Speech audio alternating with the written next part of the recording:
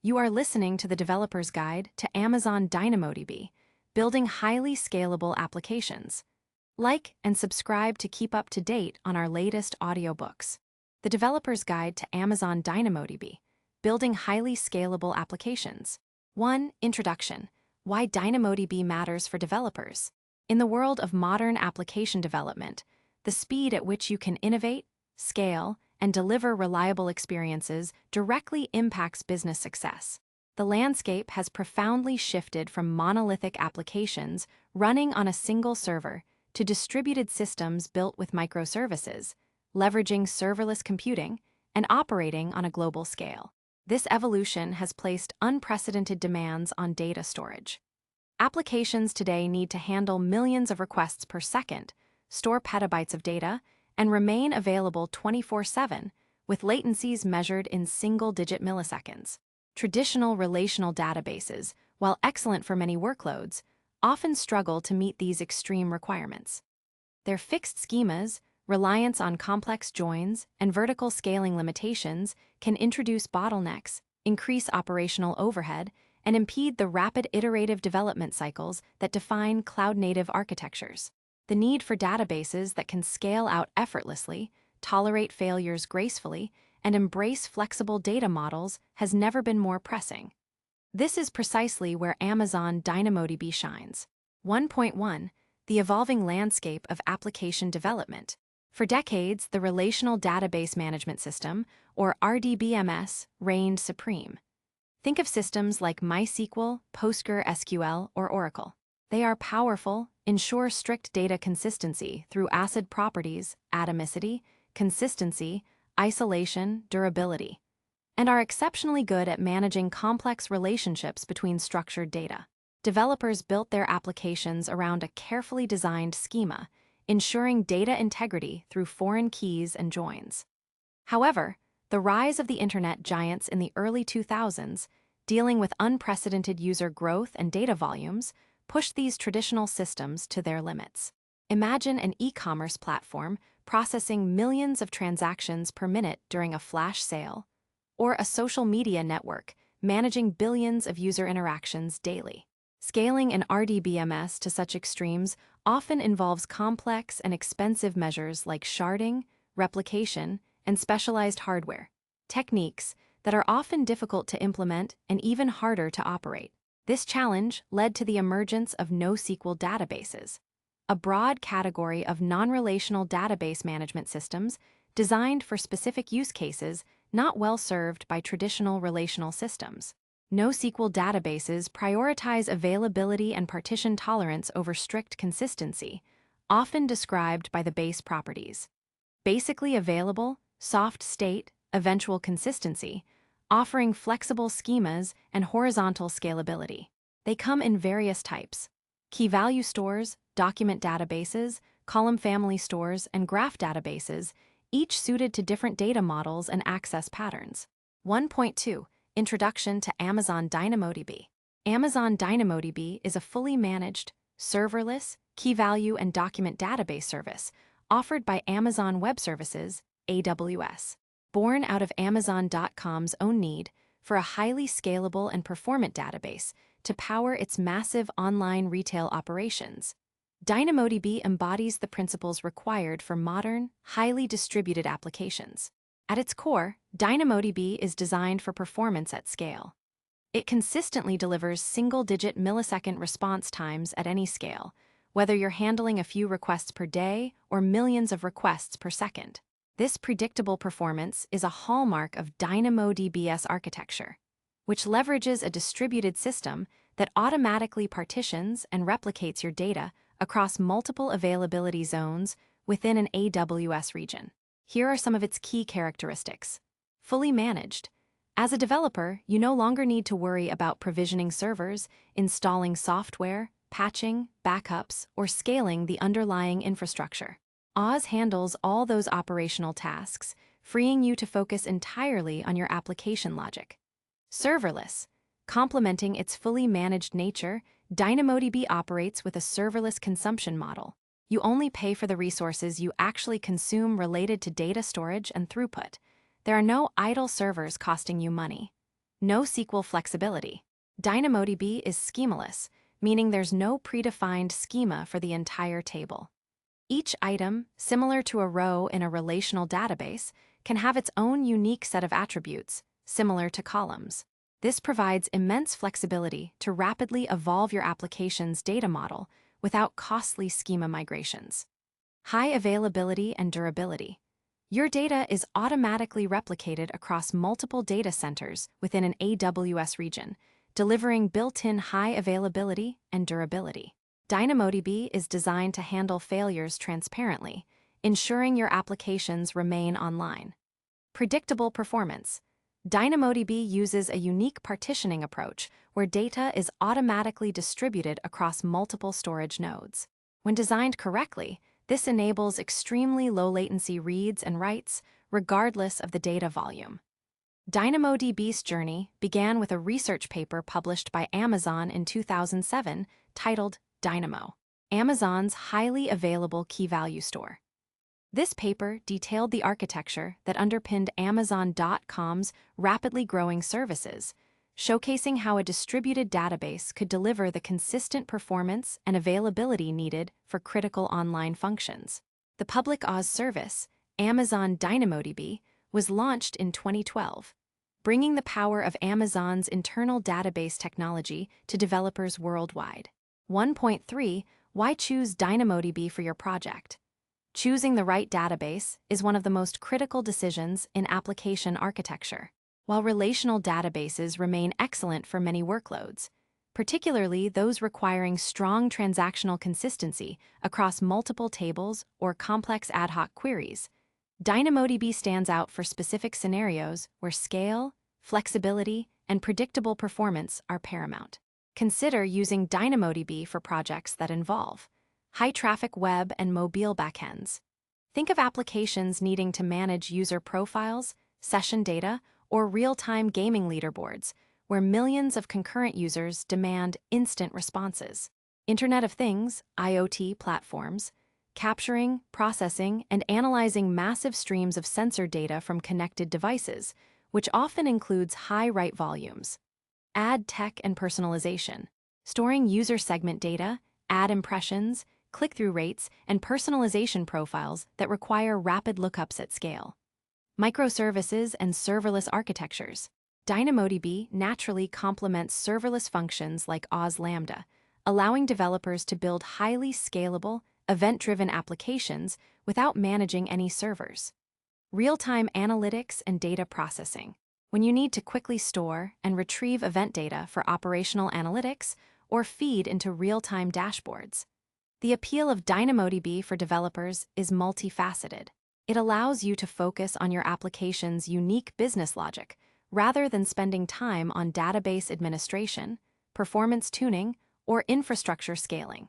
This significantly accelerates development cycles and reduces operational costs. It offers predictable performance, meaning you can reliably hit your latency targets even as your application scales exponentially. Finally, its flexible data model adapts easily to changing business requirements, reducing the need for rigid schema changes common in relational databases. Think of it this way. A traditional relational database is like a Swiss Army knife. It's incredibly versatile, capable of handling many different tasks with reasonable efficiency. It has a knife, a screwdriver, a can opener, and more. DynamoDB, on the other hand, is like a specialized high-performance impact driver designed for one job. Driving screws very, very fast and efficiently, especially when there are millions of screws to drive. You wouldn't use it to open a can, but for its specific purpose, it's unparalleled. This book will show you how to master this powerful specialized tool. 1.4. What this book will cover. This book is your comprehensive guide to mastering Amazon DynamoDB for today's application developer. Whether you're a seasoned relational database professional looking to transition to NoSQL, a microservices architect aiming for optimal performance and cost, or an existing DynamoDB user struggling with complex data models, this book will provide the practical knowledge, best practices, and real-world patterns you need. We will start by deconstructing the fundamental concepts of NoSQL and how they differ from traditional relational thinking. You'll learn about DynamoDB's core components, tables, items, and attributes, and crucially, how to design robust primary keys that dictate your data's distribution and access patterns. From there, we'll dive into advanced indexing techniques using local and global secondary indexes, essential for unlocking flexible query capabilities. We'll then move into practical data manipulation, covering all common operations like creating, reading, updating, and deleting items, as well as understanding how to efficiently query your data. Specialized topics like DynamoDB streams, which enable real-time event-driven architectures, and transactional APIs for ensuring data integrity across multiple operations, will be thoroughly explained. Beyond the technical mechanics, this book places a strong emphasis on operational excellence. You'll learn how to manage capacity, monitor performance, and optimize costs in production environments. We'll also cover crucial security considerations, including access control and data encryption. The heart of this book lies in its detailed exploration of data modeling best practices. This is where many struggle, but will provide clear principles and walk through comprehensive examples, including the powerful single-table design pattern, showing you how to translate complex business requirements into efficient DynamoDB data models. We'll conclude by looking at real-world applications, advanced integration patterns with other OAuth services, and strategies for migrating existing data into DynamoDB. This is not just a reference guide. It's a practical roadmap designed to equip you with the skills to confidently build highly scalable, high-performance applications using Amazon DynamoDB. We will focus on clear explanations, actionable advice, and illustrative scenarios, ensuring you understand not just what to do, but why it's the best approach. 1.5 Getting Started with OAuth and DynamoDB, Setup Prep. To make the most of this book and follow along with the examples conceptually, you'll want access to an AWS account. Most of what you learn can be experimented with using the AWS free tier, which provides a certain amount of DynamoDB capacity and storage for free each month. Here's a quick overview of what you'll need. An AWS account. If you don't have one, you can sign up on the AWS website. You'll need a valid email address and a credit debit card, but you won't be charged for free tier usage. AWS Management Console. This web-based interface allows you to interact with AWS services, including DynamoDB, directly through your browser. You can create tables, insert data, and run queries graphically. AWS Command Line Interface, CLI. For more programmatic interaction and automation, the AWS CLI is invaluable. You can install it on your local machine and issue commands to manage your DynamoDB resources. AWS Software Development Kits, SDKs. When building actual applications, you'll use an OAuth SDK in your preferred programming language, e.g., Python, Node.js, Java. These SDKs provide libraries to interact with DynamoDB services directly from your code. Throughout this book, we will often describe interactions with DynamoDB in a conceptual manner, outlining the process or the parameters involved, so you can apply the knowledge regardless of your chosen tool, console, CLI, or SDK. The goal is to deeply understand the concepts and patterns of DynamoDB, which remain consistent across these interfaces. Now, let's begin our journey into the world of Amazon DynamoDB and unlock its potential to build truly scalable applications. 2 NoSQL Foundations. Understanding the DynamoDB paradigm. If you've spent most of your career working with relational databases, your initial encounter with DynamoDB might feel like stepping into an alternate universe. Concepts that are foundational to SQL, like joins, rigid schemas, and foreign keys, either don't exist in DynamoDB or are handled in fundamentally different ways. This chapter is about helping you make that crucial paradigm shift. Before we dive into the specifics of DynamoDB's features, it's essential to understand the NoSQL philosophy, particularly the specific kind of NoSQL that DynamoDB embodies. 2.1 SQL versus NoSQL, a fundamental shift. To truly appreciate DynamoDB, it helps to understand its origins and how it contrasts with relational databases. Relational databases, SQL, the organized library. Think of a traditional relational database as a meticulously organized library. Each type of information, books, authors, borrowers, gets its own dedicated shelf table. Each book, record, or row has a consistent form, with predefined slots for title, author, ISBN, and so on a rigid schema. To find out which books a particular author wrote, you might look up the author on the author's shelf, note their ID, and then consult the books shelf to see which books have that author's ID. This process of linking information between shelves is called a join. Key characteristics of SQL databases: rigid/schema on write. You define your data structure, schema, up front before you insert any data. Every row conforms to this schema. Any change requires a schema migration. Normalized data. Data is typically broken down into multiple tables to reduce redundancy and ensure atomicity, ACID properties. Joins. Relationships between data are handled by joining tables based on common keys. Strong consistency. When you read data that has just been written, you are guaranteed to see the very latest version. Vertical scalability. Historically, scaling involved getting a bigger, more powerful server, more CPU, RAM, disk. This becomes expensive and has limits. NoSQL databases, the fast retrieval warehouse. Now imagine a vast, high-tech warehouse. Instead of separate shelves for different item types, products are stored and retrieved based on how quickly someone needs them. There's no strict rule that every item must have a blue label and be rectangular. Some items are in boxes, some in crates, some on pallets. As long as they can be quickly located by a unique identifier, they fit. When a customer orders a complex kit, the system might have pre-packed all the components into one large box, ready to go, rather than fetching each piece individually from different parts of the warehouse. This is called denormalization. Key characteristics of NoSQL databases: generally, flexible/schema on read. You don't define a rigid schema up front. Data items can have varying structures. The interpretation of the data happens when you read it. Denormalized data. Data is often replicated or combined into single entities to optimize for specific read operations, reducing the need for joins. No joins, typically. Most NoSQL databases do not support relational joins.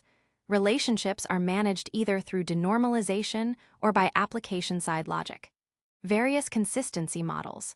While some NoSQL databases offer strong consistency, many prioritize eventual consistency, meaning that a read operation might not immediately reflect a recent write, but will eventually become consistent. Horizontal scalability. They are designed to scale out, meaning you add more commodity servers to distribute the load, making it much more cost-effective and virtually limitless. There are different types of NoSQL databases, each with its own strengths. Key value stores. The simplest form, optimized for storing and retrieving data based on a unique key, e.g., Redis, DynamoDB's primary mode. Document databases. Store data in flexible, semi-structured formats like JSON documents, well-suited for hierarchical data, e.g., MongoDB, DynamoDB's robust document support. Column family stores. Organize data into rows and dynamic columns, optimized for very large datasets and high write throughput, e.g., Cassandra. Graph databases. Optimized for managing highly interconnected data and querying relationships, e.g., Neo4j. DynamoDB primarily functions as a key value and document store, offering the best of both worlds.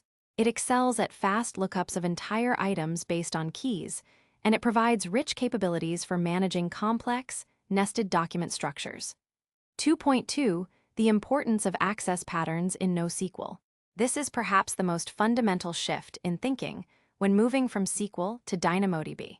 In the SQL world, you often model your data first, focusing on entities and their relationships. Then, you write queries, SQL statements to extract the data in various ways. The data model is king, and queries adapt to it. This is often referred to as schema on write. For DynamoDB, the paradigm is reversed. You design your data model around your access patterns, how you intend to read and write data. You explicitly identify all the queries your application will perform before you design your tables. This is schema on read. Why is this so critical? Because DynamoDB does not support ad hoc queries like SQL's flexible select where order by it doesn't have a query optimizer that can figure out the most efficient way to retrieve your data on the fly. Instead, every read operation, and to some extent, writes, relies on knowing exactly how the data is stored, primarily via the table's primary key and secondary indexes. If you list your access patterns, and then design your table and indexes to efficiently support only those patterns, you unlock DynamoDB's incredible performance and scalability. If you try to model your data purely based on its logical structure, like in a relational database, without considering the queries first, you will likely end up with inefficient access, high costs, or even hot partitions, a topic we will discuss shortly. This concept will be reinforced throughout the book. It's the cornerstone of effective DynamoDB design. 2.3 DynamoDB's core principles. Understanding these core principles is key to working effectively with DynamoDB. Key value and document store capabilities. At its simplest, DynamoDB is a key value store. You provide a key, and it returns the entire item value associated with that key. However, the value isn't just a blob. It's a structured document. This document can contain scalar values, strings, numbers, booleans, lists, maps, nested documents, and sets, allowing you to store complex hierarchical data similar to JSON. This flexibility makes it a powerful document database. Schemaless or schema-on-read. When you create a DynamoDB table, you only define its primary key attributes. You do not define the other attributes that your items will contain. This means each item in a table can have a different set of attributes from other items. For instance, in a user table, one user might have an email and phone number attribute, while another might only have an email. This provides tremendous agility, allowing you to add new attributes to your data model without performing schema migrations on the database. You define the schema, the expected attributes and their types within your application code when you read the data. Eventual consistency. DynamoDB offers two types of reads. Eventually consistent reads. This is the default.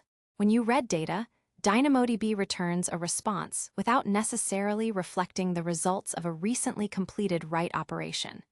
If you immediately read an item after writing it, you might get the older version. This is because the data is replicated asynchronously across multiple storage locations to achieve high availability. Eventually consistent reads are the most efficient and consume fewer database resources, read capacity units. For many applications, like a social media feed or IoT sensor data, momentary inconsistencies are acceptable. Strongly consistent reads. When you request a strongly consistent read, DynamoDB ensures that all successful writes completed before the read began are returned. This comes at a higher latency cost and consumes twice the read capacity units compared to eventually consistent reads, but guarantees that you always see the latest data. Use this when strict data integrity is paramount, such as in financial transactions or inventory management. Scalability and performance.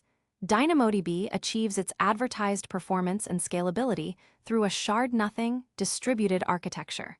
Data is physically distributed across multiple storage nodes, and this distribution is managed by your partition key. When you query data, DynamoDB knows exactly which partition to go to, eliminating the need to search across the entire dataset. This direct access is what enables single-digit millisecond latency at any scale. Fully managed.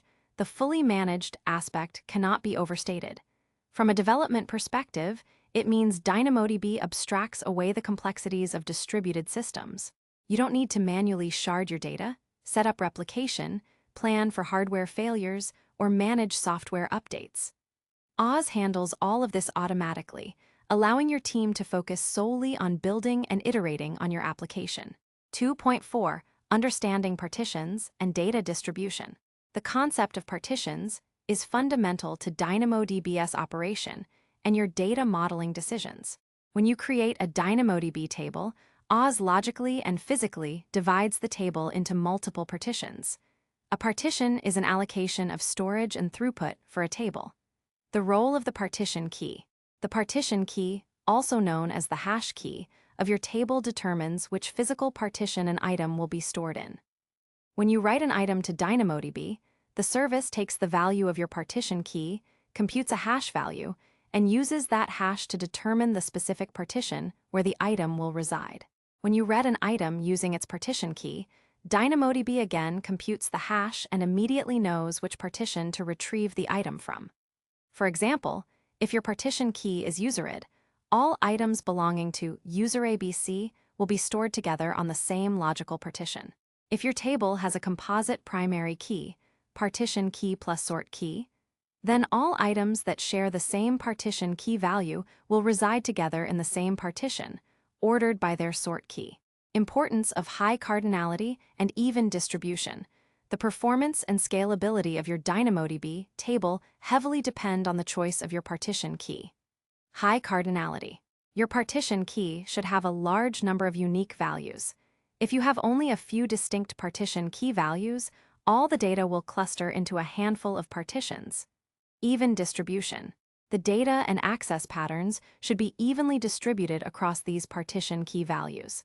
This prevents hot partitions, a single partition receiving a disproportionately high amount of read or write traffic. A hot partition can bottleneck your application, leading to throttling, DynamoDB temporarily limiting your operations to that partition, and increased latency. Choosing a partition key that ensures data is spread out, preventing hot spots, is paramount. We'll delve deeper into designing effective primary keys in the next chapter. 2.5 Common Misconceptions to Overcome. Having understood the core NoSQL philosophy and DynamoDB's principles, let's address some common misconceptions that developers coming from different backgrounds often hold. DynamoDB is just a fast key-value store. While it excels as a key-value store, its ability to store complex document structures, nested maps, lists, sets, and its powerful indexing capabilities, local and global secondary indexes, make it much more than a simple key-value database. It can handle surprisingly complex data models once you embrace its NoSQL paradigm. It's just like MongoDB. Both are document databases and offer flexible schemas, but they have fundamental differences. MongoDB is often used in a self-managed context with a query language closer to SQL. DynamoDB is fully managed, and its query model is much more constrained, relying heavily on predefined access paths via primary keys and indexes. MongoDB often prioritizes ease of use for ad hoc queries, while DynamoDB prioritizes predictable performance at extreme scale via pre-planned queries. I can just migrate my SQL schema directly. This is a recipe for disaster. Attempting to lift your normalized relational schema, with its many tables, foreign keys, and expected joins, and drop it into DynamoDB will result in a highly inefficient, costly, and unscalable solution. You will lack the ability to perform joins between these tables, forcing you to make multiple independent requests, round trips, to reconstruct related data, severely impacting performance. The key is to redesign your schema for DynamoDB's access patterns and likely embrace a single table design using denormalized data, which we will explore in detail. By shedding these misconceptions and truly embracing the unique principles of DynamoDB and the NoSQL world it thrives in, you'll be well on your way to building robust, highly performant, and scalable applications. The next chapter will start with the fundamental building blocks: tables, items, and attributes. 3 core concepts: tables, items, and attributes in detail. Now that we've set the stage with the NoSQL paradigm shift, it's time to get specific. This chapter introduces the fundamental building blocks of Amazon DynamoDB: tables, items, and attributes. Understanding these core concepts is crucial before we dive into how to effectively design data models and interact with your data. We'll also touch upon the practical tools you'll use to work with DynamoDB 3.1 tables, the foundation of your data. In DynamoDB, a table is a collection of items. If you're coming from a relational database background, you can think of a DynamoDB table as being somewhat analogous to a relational table. However, this analogy breaks down quickly due to DynamoDB's schemaless nature. While a relational table has a predefined set of columns that every row must conform to, a DynamoDB table only requires that each item have a primary key. The rest of the item's attributes can vary from item to item. When you create a table in DynamoDB, you must specify Table name. A unique name to identify your table, e.g., users, orders, product catalog. Primary key. This is the most crucial choice, as it defines how data is uniquely identified and distributed. We'll cover this in depth in Chapter 4. Capacity settings, initial. You'll need to specify how much read and write capacity the table should initially have, or choose an on-demand billing mode. This is a high-level concept we'll explore further in Chapter 9. Indexes, optional but critical. If your application needs to query data using attributes other than the primary key, you can define secondary indexes. These are powerful enough to warrant their own dedicated chapter, Chapter 5. Think of a DynamoDB table as a very large, loosely structured container for logically related pieces of information. For instance, you might have a customer's table to store all customer-related data, or a game scores table for all game scores. You can create a table using the AWS Management Console, the AWS Command Line Interface, CLI, or through one of the AWS SDKs. Although we won't walk through the exact steps here, conceptually, in the console you would navigate to the DynamoDB service, select Create Table, provide the name and primary key details, and then confirm. 3.2 items, the rows of your table. An item in DynamoDB is a collection of attributes. It is conceptually similar to a row in a relational database, but with a critical difference. Each item is uniquely identified by its primary key, but it does not need to conform to a fixed schema defined at the table level. For example, in a user's table, one item might represent a user with userid, username, email, and registration date. Another item in the same table might represent a different user with userid, username, last login date, and preferences, a complex attribute. Each item in a DynamoDB table must have its primary key attributes. Beyond that, other attributes are optional. This schemaless nature provides immense flexibility, allowing you to iterate on your data model rapidly without requiring painful database migrations every time you add a new field to an item. There is a practical limit to the size of an individual item. An item cannot exceed 400 KB. While this might seem large, it's an important constraint to be aware of, especially when storing large documents or binary data directly within DynamoDB.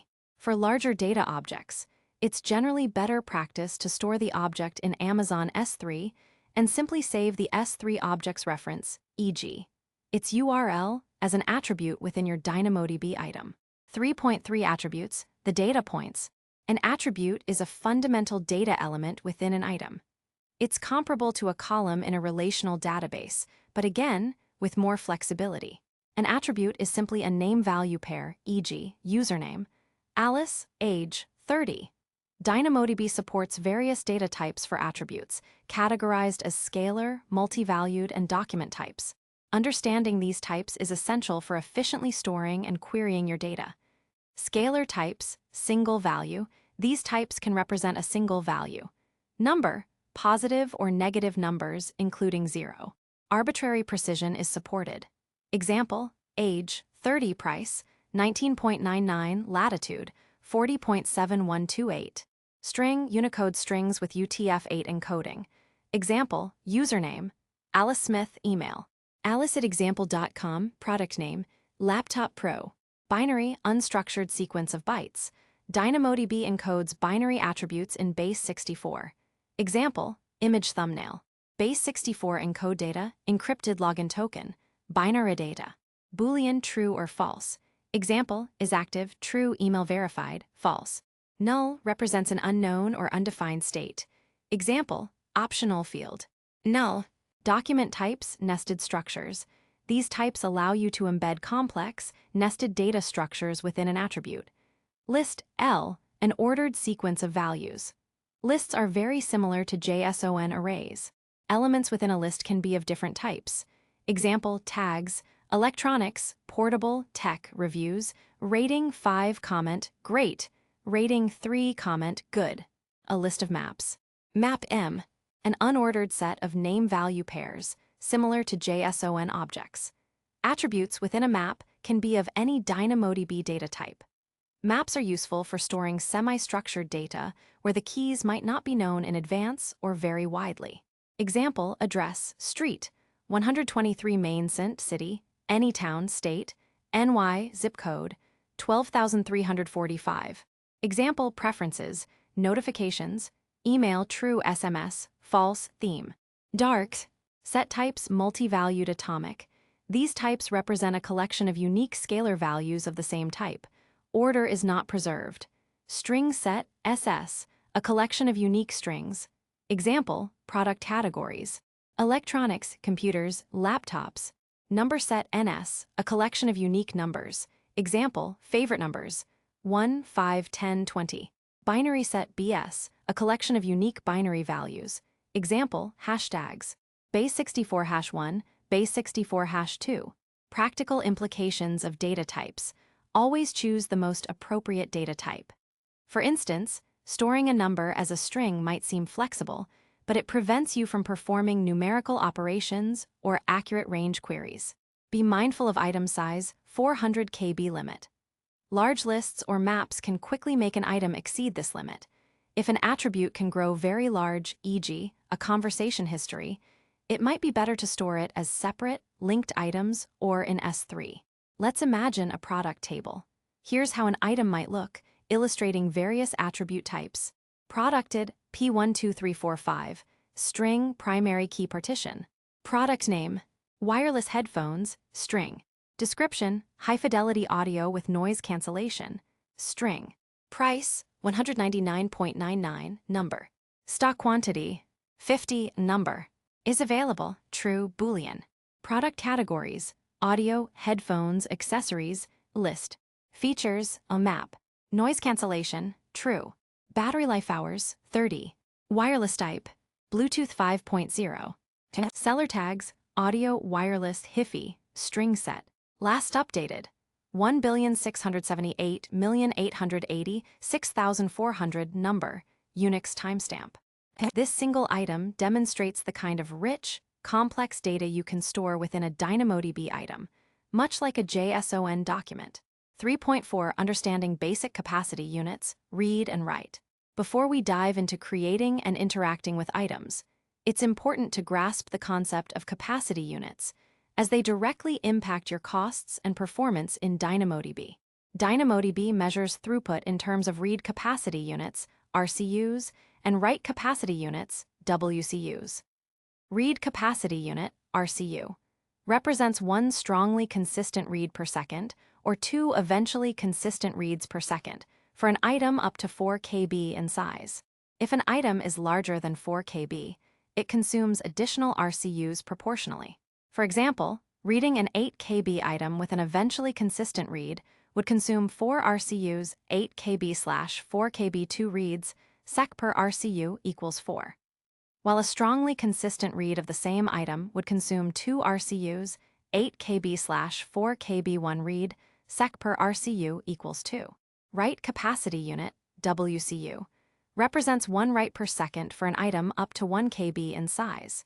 If an item is larger than 1 KB, it consumes additional WCUs proportionally. For example, writing a 3 KB item would consume 3 WCUs, 3 KB/1 KB equals 3.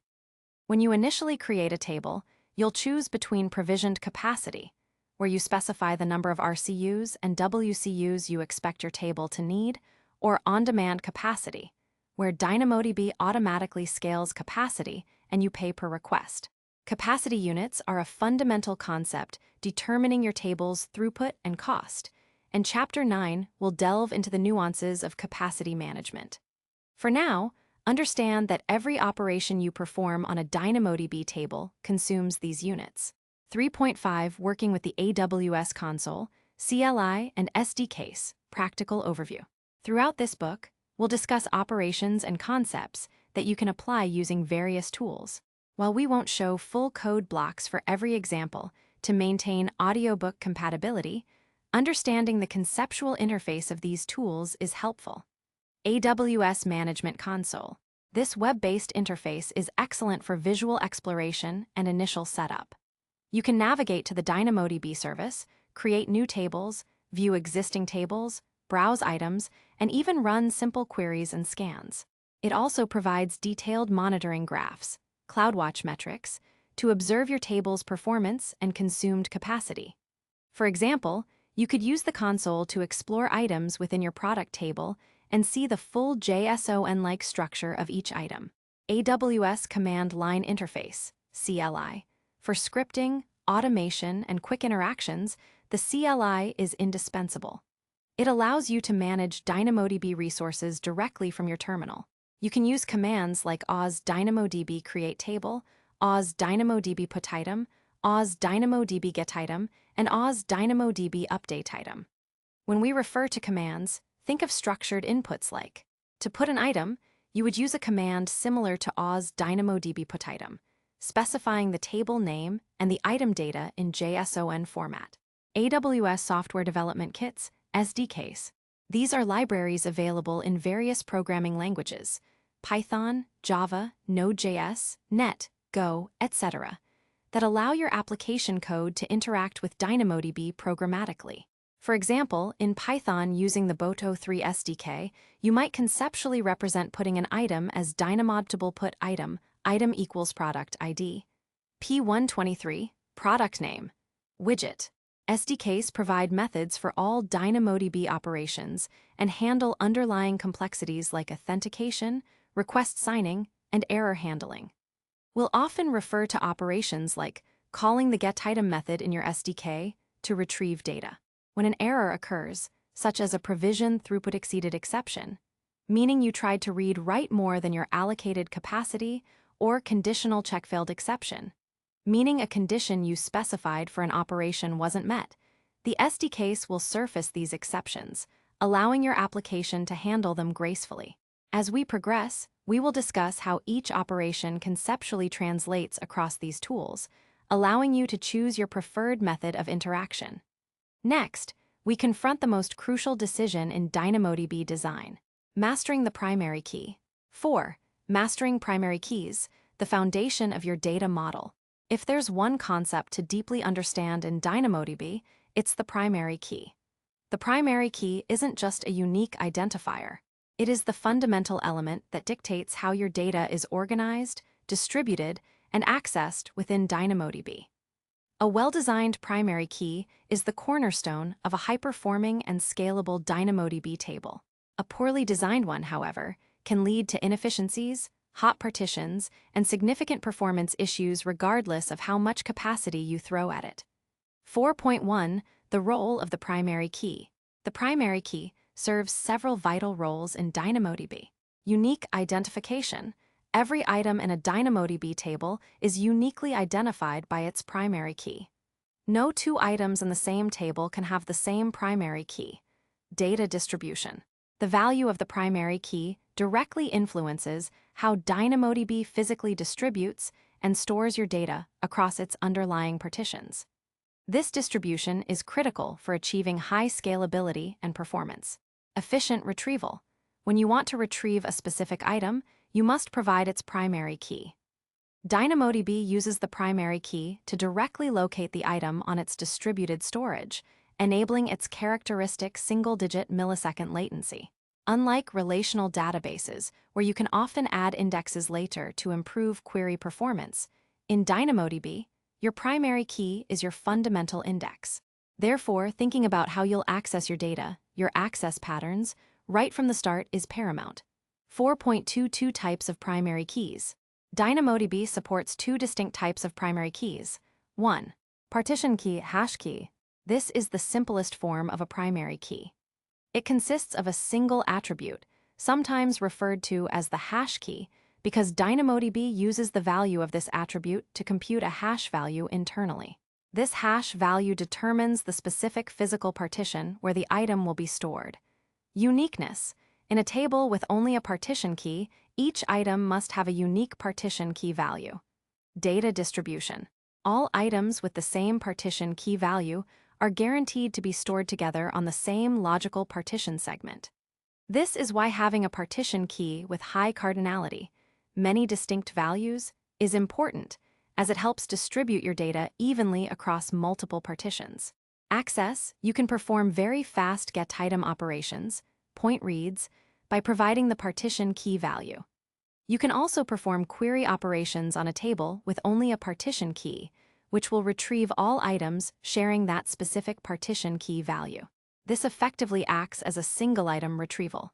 When to use a partition key only, when your primary access pattern is to retrieve individual items based on a single, unique identifier.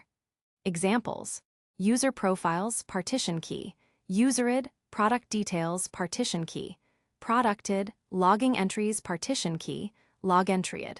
Analogy: imagine a massive library where books are organized only by their primary subject heading, the partition key. If you want to find mathematics, you go straight to that section. Every book on mathematics is kept there. Each book must have a unique subject heading if that's the only way they are indexed. 2. Partition key and sort key, hash range key. This is a composite primary key consisting of two attributes, a partition key and a sort key, sometimes called a hash range key. Uniqueness. The combination of the partition key and the sort key must be unique for each item. You can have multiple items with the same partition key as long as they have different sort key values. Data distribution. All items that share the same partition key value are stored together on the same physical partition, but they are ordered by their sort key value. This ordering is incredibly powerful for query operations. Access. Get item. You must provide both the partition key and the sort key to retrieve a specific item. Query. You can efficiently retrieve multiple items that share the same partition key. Within that partition key, you can then apply conditions on the sort key. These conditions can include exact matches, range conditions, e.g., greater than, less than, between, or prefix matches, begins with. This allows you to query a range of items that fall within a specific sort key range. When to use a partition key and sort key. When you need to retrieve multiple related items that belong to the same logical group, and you want to sort or filter them based on a secondary attribute. Examples: users orders, partition key, userid, sort key, orderid. You can get all orders for a userid or orders placed within a certain date range if orderid is timestamp based. Forum posts. Partition key, topicid, sort key, post date, posted. You can get all posts for a topicid sorted by date or posts from a specific month. Sensor readings, partition key, devicid, sort key, timestamp. You can get all readings for a devicid for a specific day or time range. Analogy. Extending our library example, now imagine sections by primary subject partition key, but within each subject section, books are further organized by author's last name, sort key. If you want all mathematics books by Smith, you go to the mathematics section and then quickly find all books by Smith, which are also ordered alphabetically. You can also ask for all mathematics books by authors whose last names begin with M through P. 4.3 Designing effective primary keys, with examples. Effective primary key design is crucial for DynamoDB's performance and scalability. Here are some common patterns and considerations. 1. Simple partition key, e.g., userid. Use case: retrieving individual items when you know the exact identifier. Example: for a user profile service, userid as the partition key. Access pattern: get a user's details by their ID. Item structure: userid, user123, username, Alice, email, alice@example.com. Operation: get item with userid equals user123. 2. Composite primary key for hierarchical or grouped data. Use case: when you need to retrieve a group of related items, often sorted, that belong to a single entity. Example: e-commerce customer orders. Access patterns: get a specific order for a customer. Get all orders for a customer, most recent first. Get all orders for a customer within a date range. Data model: partition key, customerid, sort key, orderid. How orderid could be structured to enable sorting. Orderid often includes a timestamp, e.g., 2023 to 10 to 26 T10 30 hash ORD 12345. Store the timestamp as Unix epoch time number for efficient range queries. Item structure: customerid, C001, orderid, 2023 to 10 to 26 T10 30 hash ORD 12345. Total: 99.99. Status: pending. Customerid, C001, ordered. 2023 to 10 to 25 T900 hash ORD 12,344. Total. 25.00, status, shipped. Operations, get item with customer ID equals C001 and order ID equals 2023 to 10 to 26 T1030 hash ORD 12,345. Query with customer ID equals C001. Gets all orders for C001. Sorted by ordered. Query with customer ID equals C001 and ordered begins with 2023 to 10 to 26. Gets all orders for C001 on Oct 26th. 3. Using generic PK and SK, single table design introduction. Use case, storing multiple entity types, e.g., users, products, orders, within a single DynamoDB table to efficiently support complex, inter-entity access patterns. This is central to advanced DynamoDB data modeling. Full details in Chapter 11. Concept. Instead of creating separate tables for users, products, and orders, you establish a generic PK and SK for your main table, e.g., application data. Then, you use prefixes or suffixes within the PK and SK values to differentiate between entity types and define relationships. Example, user and user addresses in a single table. Table, app data, partition key, PK sort key, SK. Item 1, user, PK, user hash user 123, SK, user hash user 123, email, user@example.com. Item 2, address for user, PK, user hash user 123, SK, address hash home, street, 123 main sent. Access pattern, get user details and all their addresses. Operation, query with PK equals user hash user 123 and SK begins with user. This gets the user's main metadata, and then query again with PK equals user hash user 123 and SK begins with address to get all addresses. Or if one single query required, then design SK to include metadata as value for the user item, and then address hash home for address item, and query everything for that PK equals user hash user 123. This pattern highlights how the sort key can act as both an identifier and a way to group related records within a partition, making it suitable for representing one-to-many relationships or hierarchical data. 4. Using UUIDs versus business identifiers. UUIDs, universally unique identifiers. Good for generating unique IDs that don't reveal business logic or sequential information. Distributes writes evenly if used as a partition key. Business identifiers, often more readable and directly tied to your domain, e.g., customerid, orderid. They might not always lead to even distribution if, for instance, customerid values are very sequential. The choice depends on your specific needs, but for high cardinality partition keys, UUIDs are often a safe choice to avoid hot partitions. 4.4 Handling hot partitions, and how good PK design prevents them. A hot partition occurs when a single partition in your DynamoDB table receives a disproportionately high volume of read or write requests. Since each partition has a finite amount of throughput, a hot partition can become a bottleneck, leading to throttled requests, DynamoDB rejecting requests to protect the table's overall stability and increased latency. This can severely degrade your application's performance. Causes of hot partitions. Low cardinality partition keys.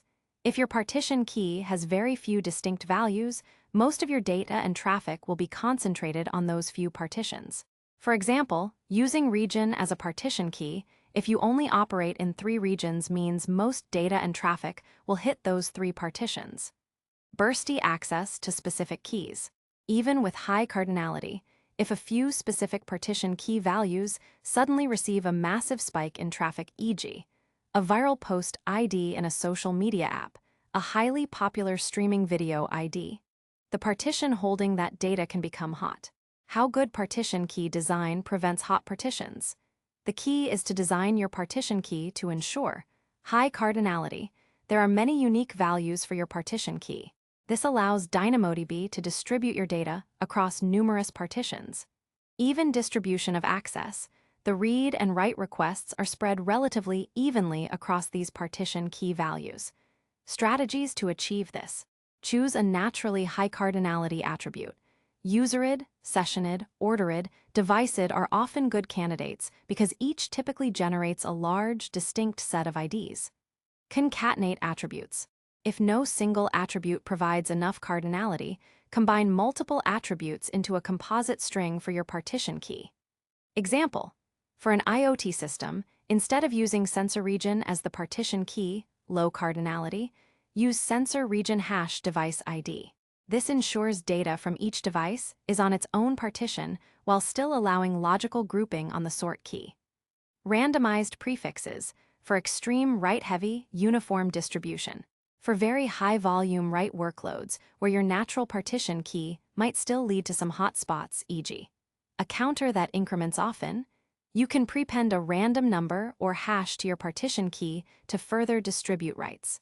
Example: if counter name is the standard partition key for a global counter, you could use random sharded hash counter name, where random sharded is a number from 1 to n.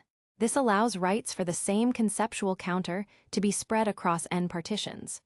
Reads would then need to aggregate from all n partitions. This is a common pattern for extremely high throughput distributed counters. This is more advanced and comes with an additional cost for reads.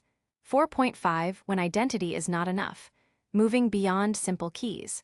While the primary key is incredibly powerful for direct access and range queries within a single partition, it often isn't enough to satisfy all your application's access patterns. What if you need to query your user table by email instead of userid, or find all products that are in stock across your entire product table? Your primary key won't directly support these types of queries efficiently. This is where secondary indexes come into play. Secondary indexes provide alternative access paths to your data, allowing you to query attributes that are not part of your table's primary key. They are essentially separate data structures that mirror some or all of your table's data, but with a different primary key definition. We'll explore the power and nuances of secondary indexes, specifically local secondary indexes, LSIs, and global secondary indexes, GSIs, in the next chapter. Mastering these will truly unlock the flexibility and querying capabilities you need for complex applications in DynamoDB 5. Advanced indexing. Unlocking flexible access patterns with GSIs and LSIs. By now, you understand that designing an effective primary key is the cornerstone of a high-performing DynamoDB table. However, it's rare that a single primary key can satisfy all of an application's access patterns. What if your application frequently needs to query data using attributes other than those in the primary key? For example, if your user table uses userid as its partition key, how would you efficiently find a user by their email address or even by their username? How do you get all products that are currently sale items across your entire product catalog? The answer lies in secondary indexes. Secondary indexes provide an alternative way to query your data beyond the primary key. They are essentially separate data structures that duplicate some or all of the attributes from your main table, but with a different key structure defined to support new query patterns. 5.1 The need for secondary indexes beyond the primary key. Let's recap. The primary key in DynamoDB allows for extremely fast and efficient getItem, point-in-time lookup of a single item, and query operations. A query operation is highly efficient because it leverages the primary key's structure. You must specify a partition key value, and you can apply optional conditions on the sort key. This design allows DynamoDB to go directly to the specific partition where items with that partition key reside and efficiently retrieve the data. However, consider these common scenarios that a primary key alone cannot efficiently support. Scenario 1, searching for a user by email. Our user table has userid as the partition key. Access pattern. Find the user account associated with johndoe at example.com. Problem: there's no way to directly query by email using the userid primary key. A scan operation across the entire table is possible, but highly inefficient and expensive for large tables. Scenario 2. Finding all orders by a specific product. Our order table has customer_id as partition key and order_id as sort key. Access pattern. List all orders that contain product text. Problem. The primary key only allows queries by customer_id. You can't query directly by product_id. Scenario 3. Getting all user activity for a given day. Our user activity table has user_id as partition key and timestamp as sort key. Access pattern. Show all activities that occurred on October 26, 2023, regardless of the user. Problem. To answer this, you'd effectively have to query every user_id for that date range, which is impractical. Secondary indexes solve these problems by providing additional lenses through which you can view and query your data. DynamoDB offers two types of secondary indexes: local secondary indexes, LSIs, and global secondary indexes, GSIs. 5.2 Local secondary indexes, LSIs. A local secondary index, LSI, is an index that has the same partition key as the base table, but a different sort key. Characteristics of LSIs. Same partition key. The LSI uses the exact same partition key as the main table. This means items in an LSI are stored on the same logical partition as their corresponding items in the base table. Different sort key. You define a new sort key for the LSI, which can be any scalar attribute from the base table. Consistency. LSIs are always strongly consistent. When you write data to the base table, the LSI is updated synchronously, meaning reads from an LSI will always reflect the latest data. Capacity. LSIs consume capacity, RCUs and WCUs, from the base table's provisioned throughput. Creation time. LSIs must be defined when you create the table. You cannot add an LSI to an existing table. Item collection size limit. There's a 10 GB limit on the item collection size for a given partition key plus LSI combination. This means all items having the same partition key value across the base table and all its LSIs cannot exceed 10 GB. When to use an LSI? Use an LSI when your access pattern requires alternative sort orders or a different range query within the same partition key. It's ideal for refining queries that are already constrained by the base table's partition key. Example, users' orders by date. Consider our customer orders table, base table primary key, partition key, customer_id sort key, order_id. Access pattern, get all orders for a specific customer, sorted by order date, not order_id. Here, we're still querying for a customer_id, but we need a different sort order.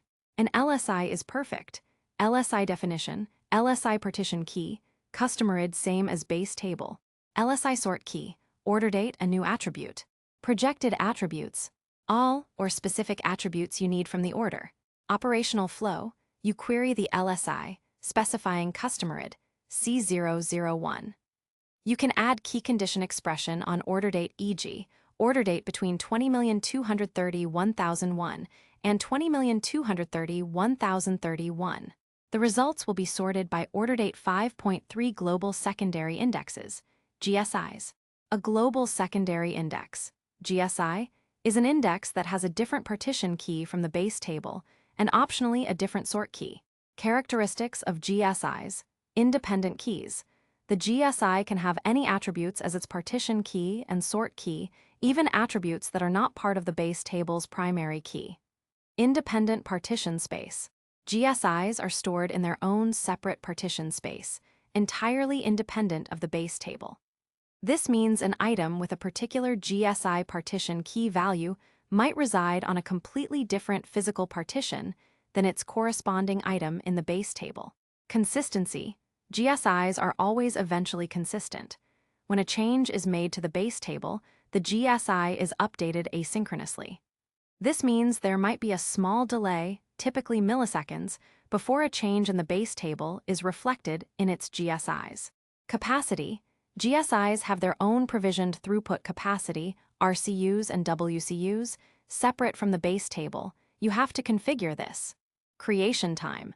GSIs can be added to an existing table at any time, though adding to a table with a large amount of data can take time to build the index. You can also delete and modify GSIs after table creation. Sparsity. A GSI item is only created if all its required key attributes, partition key, and sort key, if defined, are present in the base table item. This means GSIs can be sparse, containing only a subset of the base table's items. This is a very powerful optimization. When to use a GSI? Use a GSI when your access pattern requires querying on attributes that are not the base table's partition key, or when you need a completely different access pattern across your entire dataset. It's the go-to solution for providing flexible query capabilities. Example, finding users by email. Consider our user table, base table primary key, partition key, userid. Access pattern, find the user by their email address. GSI definition, GSI partition key, email. No GSI sort key, optional, not needed for this access pattern. Projected attributes, KEYSONLY, only userid and email are projected, saving space cost, or all if you need the full user profile from the GSI. Operational flow. You query the GSI, specifying email equals johndoe@example.com. The GSI returns the userid and potentially other projected attributes for that email. You can then use the userid to perform a get item on the base table if you need the full user profile, or simply use the projected attributes from the GSI 5.4, designing with indexes. Practical scenarios. Let's look at more complex scenarios combining these concepts. Scenario 1, customer activity and support tickets. You have a large customer interaction system. Base table, customer interactions. PK, customerid. SK, timestamp hash interaction ID, e.g., 20,230,1026, T140,3000 hash updef. Attributes, type e.g. call, email, chat, agented subject content. Access patterns, A get all interactions for a customer, ordered by time. Base table query. B, get all interactions of a specific type, e.g., call, for a customer. Base table query with filter expression on type, or LSI as detailed below. C critical, get all support tickets, type equals ticket, that agented X has handled across all customers, ordered by time. Requires GSI. Index design. LSI for pattern B optional, if filter expression is too slow costly on large result sets. LSI PK, customerid. LSI SK, type hash timestamp hash interaction ID, allows you to query customerid and efficiently get all call types by using type in the sort key expression. This LSI would still be strongly consistent. GSI for pattern C, GSI PK, agented. GSI SK, timestamp hash interaction ID. This GSI would be sparse. Only items where type equals ticket and agented is present would be included by the application logic. You wouldn't write agented for every interaction type. Additionally, for efficient filtering, the GSI could only project items where type is ticket, implicitly or explicitly, by using a conditional check during writing the record to the table to ensure only tickets have agented. This GSI would be eventually consistent. Scenario 2, product catalog with multiple search criteria. Base table, product catalog. PK, producted. SK, not applicable or implied, e.g., if one item per product. Attributes, product name, category, price, manufacturer, in-stock Boolean. Access patterns, A get product by producted, base table get item. B, get all products by category, requires GSI. C get all products by manufacturer, requires GSI. D get all products that are currently in stock, worldwide, requires GSI with sparse indexing. A, get top 10 most expensive products in a category, requires GSI with composite SK holding price and sorting. Index design, GSI 1 for category search, GSI PK, category. GSI SK, optional, could be product name for alpha sort within category. GSI 2 for manufacturer search, GSI PK, manufacturer. GSI SK, optional, could be product name. GSI 3 for in-stock search, potentially sparse. GSI PK, in-stock Boolean value, true or false. GSI SK, producted for uniqueness sorting on the GSI. This GSI would primarily contain items where in-stock is true. Note, for very high cardinality, an in-stock Boolean may not distribute well for large catalogs. A better pattern might involve combining in-stock with category to filter in-stock products by category. GSI4 for price within category if needed to avoid filter expression on GSI1 result. GSI-PK, category. GSI-SK, price hash product ID, combining price with producted to ensure unique sort key and allow querying on price within a category. Querying this GSI with category equals X and scan index forward equals false and limit equals 10 would give the 10 most expensive products. 5.5 When to use which index, decision matrix. Feature local secondary index, LSI, global secondary index, GSI. Partition key, same as base table. Different from base table or same, but for different purpose. Sort key, different from base table, any scalar attribute. Can be any attribute from base table. Consistency, strongly consistent. Eventually consistent. Capacity, consumes capacity from base table. Has its own provisioned on-demand capacity. Creation, only at table creation. Cannot add remove later. Can be added removed from an existing table. Item collection, limited to 10 GB per partition key. No item collection size limit. Projected at, all KUSONLY include. All KUSONLY include. Use case alternative sort orders or range queries within the same partition key. Flexible queries across the entire table and diverse access patterns. 5.6 Indexing best practices and considerations. Query the right index. Always query the index that directly supports your access pattern. Avoid scan on indexes just as you avoid scan on tables in production. Project only what you need. When defining an index, you can choose which attributes from the base table are projected, copied into the index. KEYSONLY. Only the index's primary key attributes and the base table's primary key attributes are copied. This is the most storage and cost-efficient. You'll then need to get item from the base table if you need more attributes. All attributes from the base table are copied. This costs the most in terms of storage and write capacity, as the entire item is duplicated in the index. However, it avoids a second getItem request to the base table. Include. You specify a subset of non-key attributes to be copied. This is a good middle ground. Best practice, project keys only if possible. If you need more attributes, include only the necessary ones. Avoid all unless your read patterns always need the full item without requiring an extra getItem call to the base table. Capacity planning for GSIs. Remember that GSIs have their own capacity. Under-provisioning GSI capacity can lead to throttling on index-based queries, even if your base table has enough throughput. Minimize index count. While powerful, don't create an index for every conceivable query. Each index adds to storage cost and write capacity cost. Every update to a base table item that's also in an index requires a write to the index. Plan your indexes carefully for your most critical and frequent access patterns. Sparsity for efficiency. Leverage the sparse nature of GSIs. If a GSI's partition key or sort key attributes are not present in a base table item, that item is not replicated to the GSI. This can be used strategically to create indexes only for specific types of items, e.g., an active user's GSI that only includes users with as active. True. Mastering secondary indexes is a critical step in building sophisticated and performant applications with DynamoDB. They elevate DynamoDB from a simple key-value store to a highly flexible NoSQL database capable of supporting diverse and complex query patterns, all while maintaining its promised speed and scalability. With this understanding, we can now move on to the actual operations for interacting with your data. 6. CRUD operations and querying. Interacting with your data. After designing your table and indexes, the next crucial step is learning how to interact with your data. This chapter delves into the fundamental operations for managing items in DynamoDB.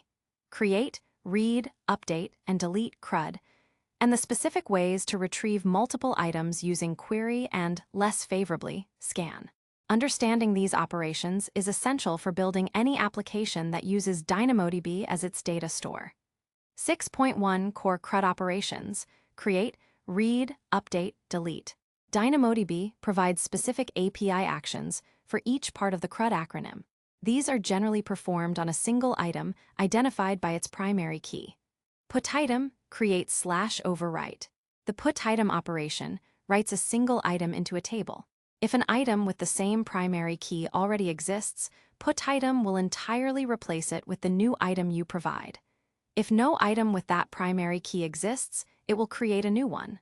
Behavior completely replaces an existing item if the primary key matches. Use cases, creating new items, saving an item where you have a complete, updated version and simply want to replace the old one. Example, conceptual. To add a new user or completely replace an existing user's profile, identified by user ID equals user 123, you would call PutItem providing the table name and a complete new item dictionary, including userid, username, email, etc. GetItem read. The getItem operation retrieves a single item from a table using its primary key. This is the most efficient way to read a single item in DynamoDB and is always a direct lookup.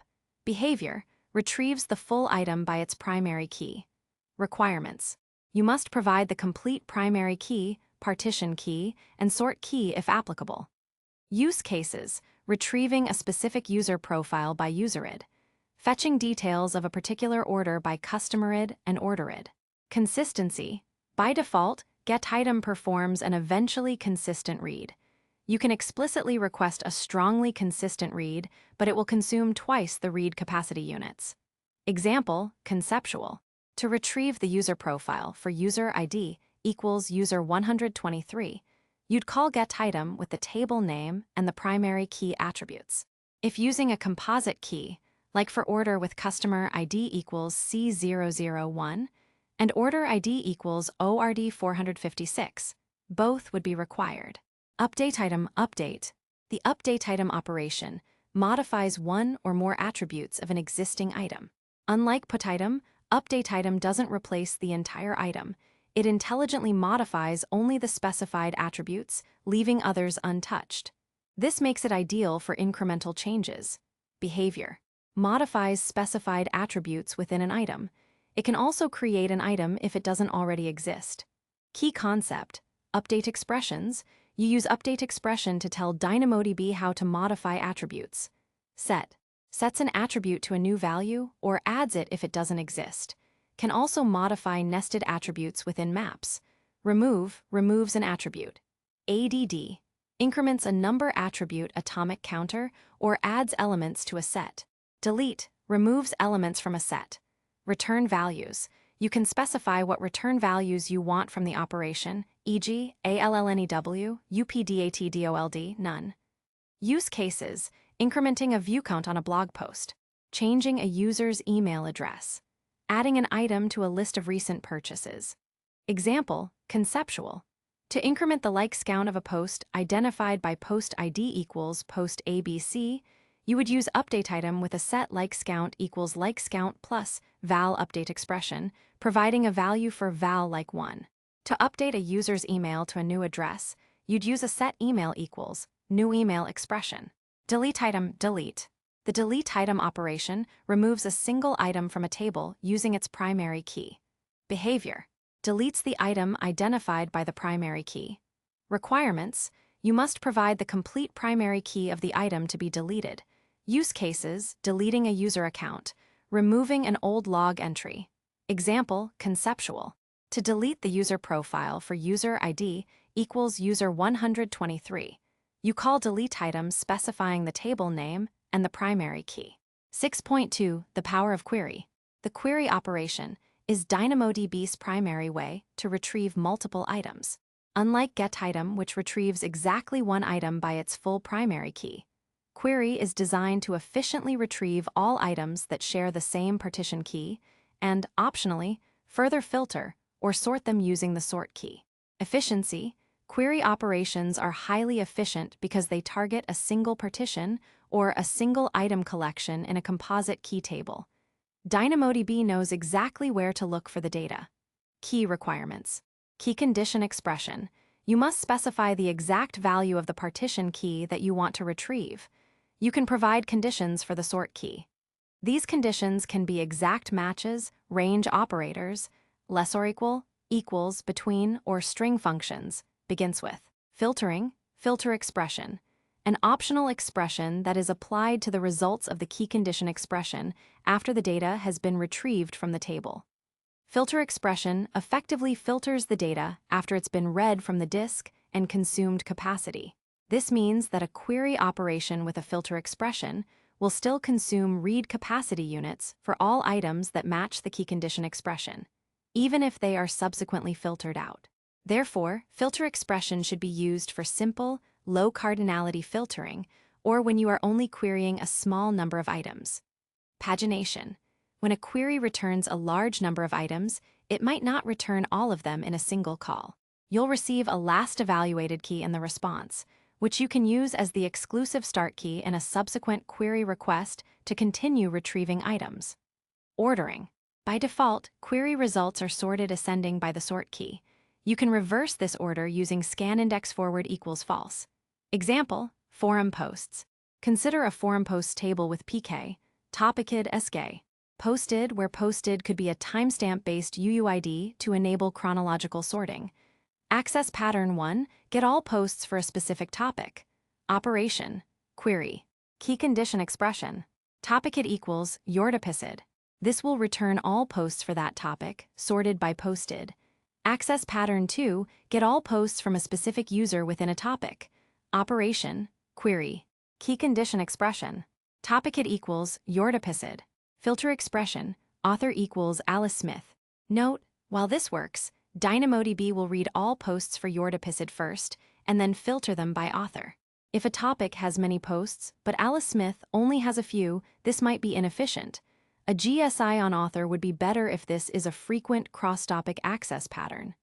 Access pattern 3, get posts for a topic between two dates. Operation, query. Key condition expression, topicid equals yourtopicid and posted between date started and datended. This is highly efficient because it leverages the posted, sort key, for range filtering directly on the index. 6.3, the overhead of scan. The scan operation reads every item in the entire table or index and returns all attribute values.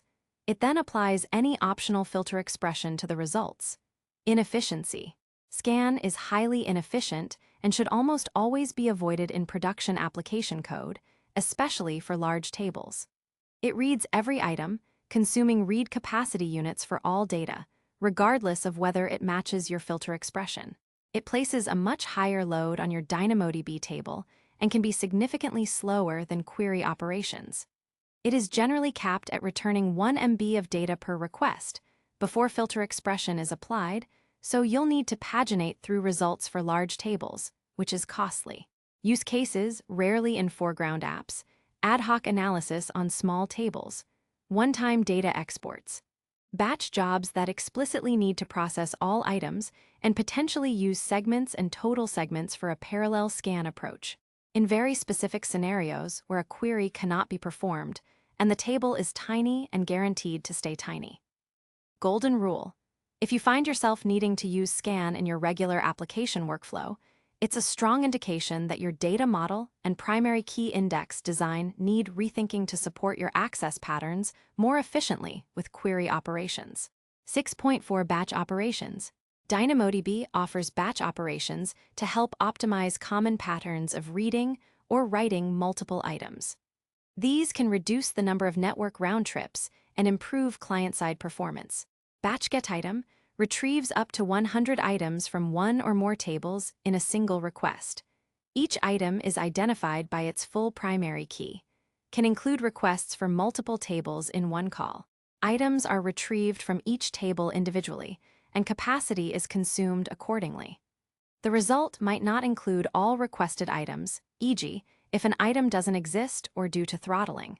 You'll get back a list of unprocessed keys to retry.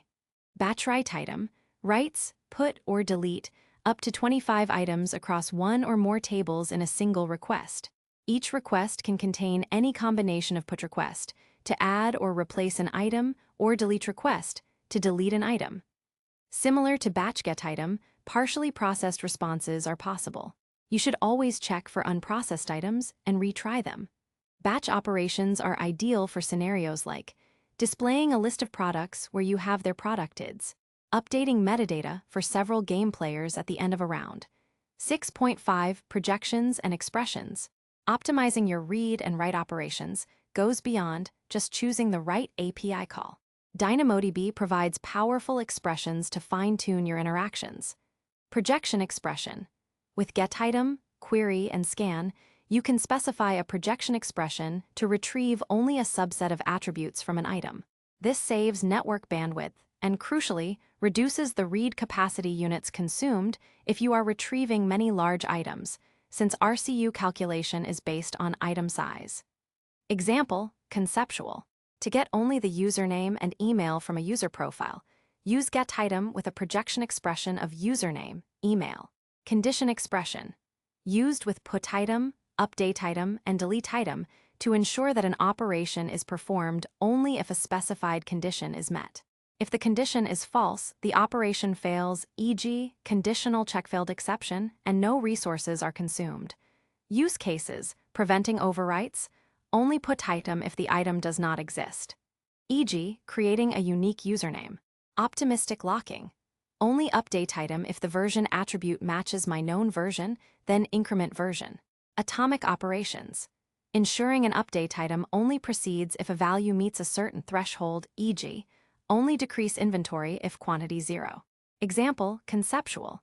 To only update a user's email if their existing username is Alice, you'd use updateItem with a condition expression like unequals current username. Update expression. As discussed, this is critical for updateItem.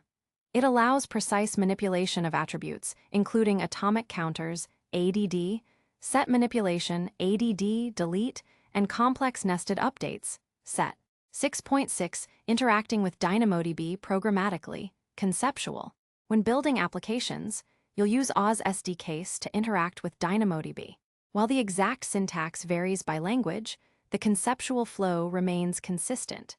You typically initialize a DynamoDB client or resource object, then call methods on that object corresponding to the API actions. For reading, you might call dynamod client getItem, dynamodtable query, or dynamodtable scan. For writing, dynamodtable putitem, dynamodtable updateItem, dynamodtable.deleteItem. Remember to handle potential errors and exceptions. For instance, a provision throughput exceeded exception indicates throttling, and your application should ideally implement retry logic with exponential backoff. A conditional check-failed exception means a condition expression was not met, and your application logic should gracefully handle this business-level condition. Mastering these core operations and understanding their nuances is the practical foundation for building applications on DynamoDB. With data in and out of your tables, we can now explore advanced patterns and integrations that leverage DynamoDB's powerful streaming and transactional capabilities. 7 Real-time capabilities. Working with DynamoDB streams. Modern applications increasingly operate in real time. From financial trading platforms reacting to stock prices, to gaming leaderboards updating instantly, to IoT systems processing sensor data as it arrives, the ability to respond immediately to changes in data is a competitive advantage. While traditional databases often rely on complex triggers, custom replication logic, or polling mechanisms to detect data changes, DynamoDB offers a built-in, elegant solution for real-time reactivity. DynamoDB Streams 7.1 Introduction to Event-Driven Architectures. Before diving into streams, it's helpful to understand the broader context of event-driven architectures. In a traditional request-response architecture, components communicate synchronously. For example, a user places an order, and the order service synchronously calls the inventory service to deduct stock, then the payment service to process the charge, and finally the notification service to send a confirmation email. This can lead to tight coupling, making systems harder to scale, maintain, and evolve. In an event-driven architecture, components communicate asynchronously by producing and consuming events. An event is a record of something that happened in the system, e.g., order placed, user registered, product stock updated. When an event occurs, it's published to an event bus or stream, and other services that are interested in that event can subscribe and react independently. Benefits of event-driven architectures. Decoupling. Services no longer need to know about each other directly. They just produce or consume events. This makes services more independent. Scalability. Each service can scale independently based on its own workload without impacting others. Resilience. Failures in one service are less likely to bring down the entire system, as events can be reprocessed or queued. Real-time processing. Events enable immediate reactions to data changes as they occur. DynamoDB streams are a perfect example of an event-driven capability, allowing your application to react to every change made to your DynamoDB tables in near real time. 7.2. What are DynamoDB streams? A DynamoDB stream is an ordered flow of information about changes to items in a DynamoDB table. When you enable a stream on a table, DynamoDB captures a time-ordered sequence of item-level modifications, including creation, updates, and deletions that occurred in the table. Each change is recorded as a stream record. Think of a DynamoDB stream as a continuous, chronological ledger of every single modification made to your table. If an item is added, updated, or deleted, a corresponding record is written to the stream. Key characteristics of DynamoDB streams: time-ordered sequence. Records in the stream are ordered by the time they occurred within each partition. Chronological. The changes reflect the actual order of events in your table. Near real-time. Changes appear in the stream very quickly after they occur in the table, typically within a few milliseconds. Immutable. Once a record is written to a stream, it cannot be changed. Retention. Stream records are retained for 24 hours. After this period, they are automatically removed. If you need to process changes that occurred more than 24 hours ago, you would need to rely on other mechanisms like point-in-time recovery or backups. Event-driven triggers. The most common way to process DynamoDB streams is by configuring an Oz Lambda function to trigger automatically whenever new records appear in the stream. This creates a powerful, serverless, event-driven pattern. Common use cases for DynamoDB streams: auditing and logging. Maintain a precise log of all changes to sensitive data for compliance or debugging. Search index synchronization. Keep a distributed search engine, like Amazon OpenSearch Service/Elasticsearch, in sync with your DynamoDB table. When an item is updated in DynamoDB, the stream captures the change, and a Lambda function updates the corresponding document in the search index. Real-time analytics. Aggregate or transform data on the fly and send it to an analytics platform, e.g., Kinesis Firehose to Amazon S3 or Redshift for immediate insights. Cross-region replication for custom solutions or older patterns. Although DynamoDB global tables now natively provide this, historically, and for highly custom needs, streams could be used to replicate data changes to another AWS region. Caching and validation. When data changes in DynamoDB, use a stream to notify a caching layer, e.g., Redis, to invalidate or update cached entries. Inter-service communication. Decouple microservices by having one service write to DynamoDB and another service react to those changes via a stream. 7.3 Stream view types. When you enable a stream on a DynamoDB table, you must specify what information should be captured in the stream records. This is called the stream view type. KEYSONLY. Only the primary key attributes, partition key, and sort key of the modified item are included in the stream record. This is the lightest option and consumes the least stream storage and processing. NEWMAG, the entire item exactly as it appears after the modification. This is useful when you need the complete, updated state of an item. OLDIMAG, the entire item exactly as it appeared before the modification. This is useful for understanding what changed or for rollback scenarios. NEWANDULDIMAGS. Both the NEWIMAGE and OLDIMAGE of the item are included in the stream record. This provides the most comprehensive information, allowing you to compare the before and after states of an item. Choosing the right view type. Select the view type that provides only the information your application needs to perform its task. Overprojecting adds to stream size, cost, and the amount of data your processing logic needs to handle. For example, if you're only updating a search index based on the primary key, KEYSONLY might suffice. If you need to know exactly what attributes changed, any WANDLDIMGS might be necessary. 7.4. Consuming DynamoDB streams with AWS Lambda. The most common and powerful way to process DynamoDB stream records is by using AWS Lambda. You can configure a Lambda function to be triggered automatically whenever new records are available in the stream.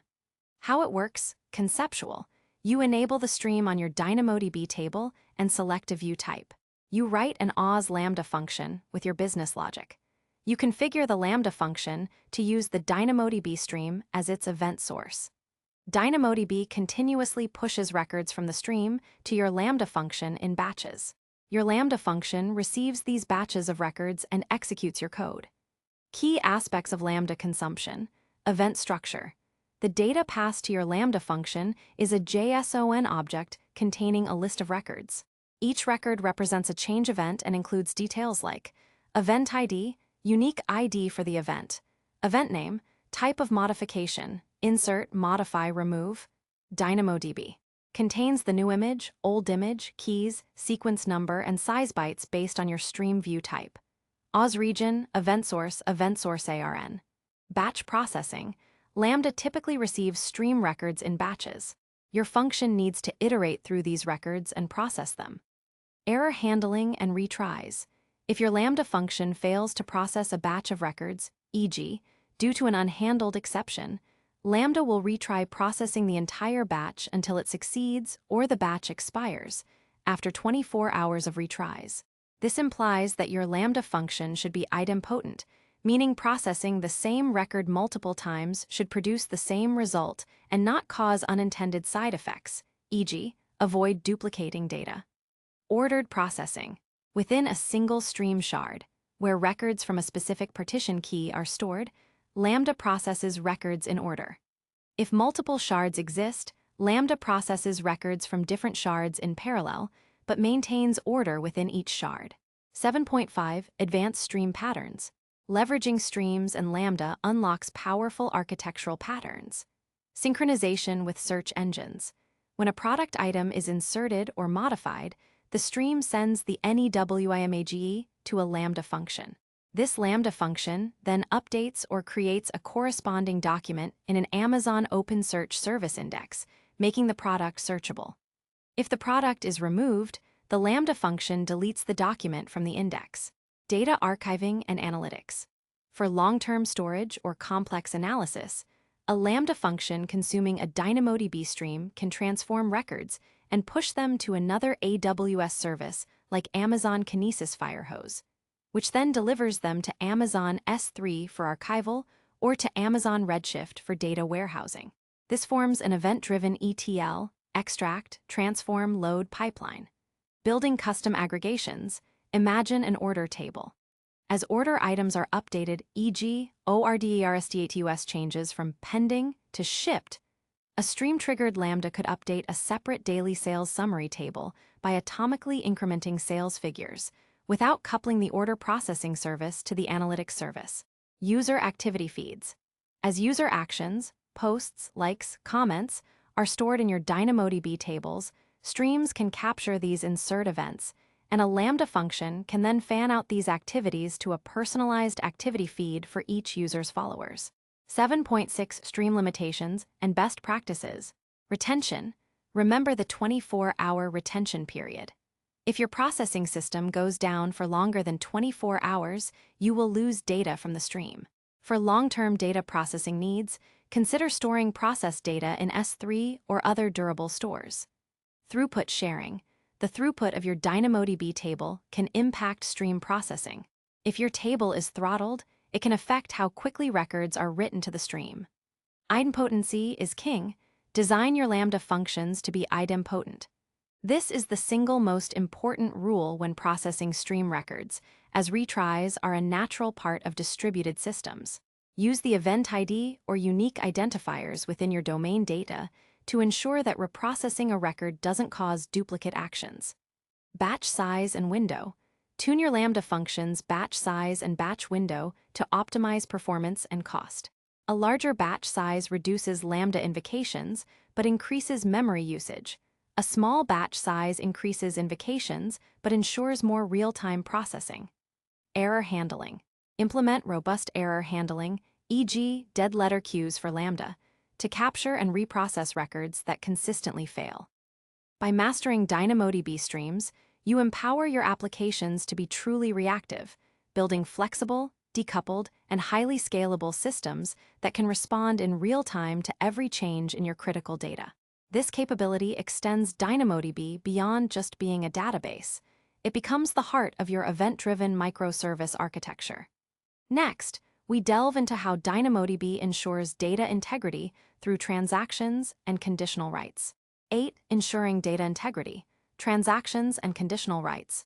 In the world of distributed systems and NoSQL databases, the concept of consistency can be a nuanced one. As we discussed, DynamoDB's default eventual consistency model prioritizes availability and performance at scale. For many applications, like displaying a social media feed or IoT sensor data, a momentary inconsistency is perfectly acceptable. However, there are critical scenarios where strongly consistent data and atomic operations are non-negotiable. Think about financial transactions, inventory management, or multi-step ordering processes. This chapter explores DynamoDB's powerful mechanisms for ensuring data integrity, conditional writes, and transactions. These features allow developers to enforce business rules and maintain data correctness, even in highly concurrent distributed environments. 8.1. The need for data integrity in distributed systems. In traditional relational databases, ACID atomicity, consistency, isolation, durability properties are foundational. The A for atomicity means that a series of operations either all succeed or all fail together. This is crucial for maintaining data integrity, especially in business-critical operations.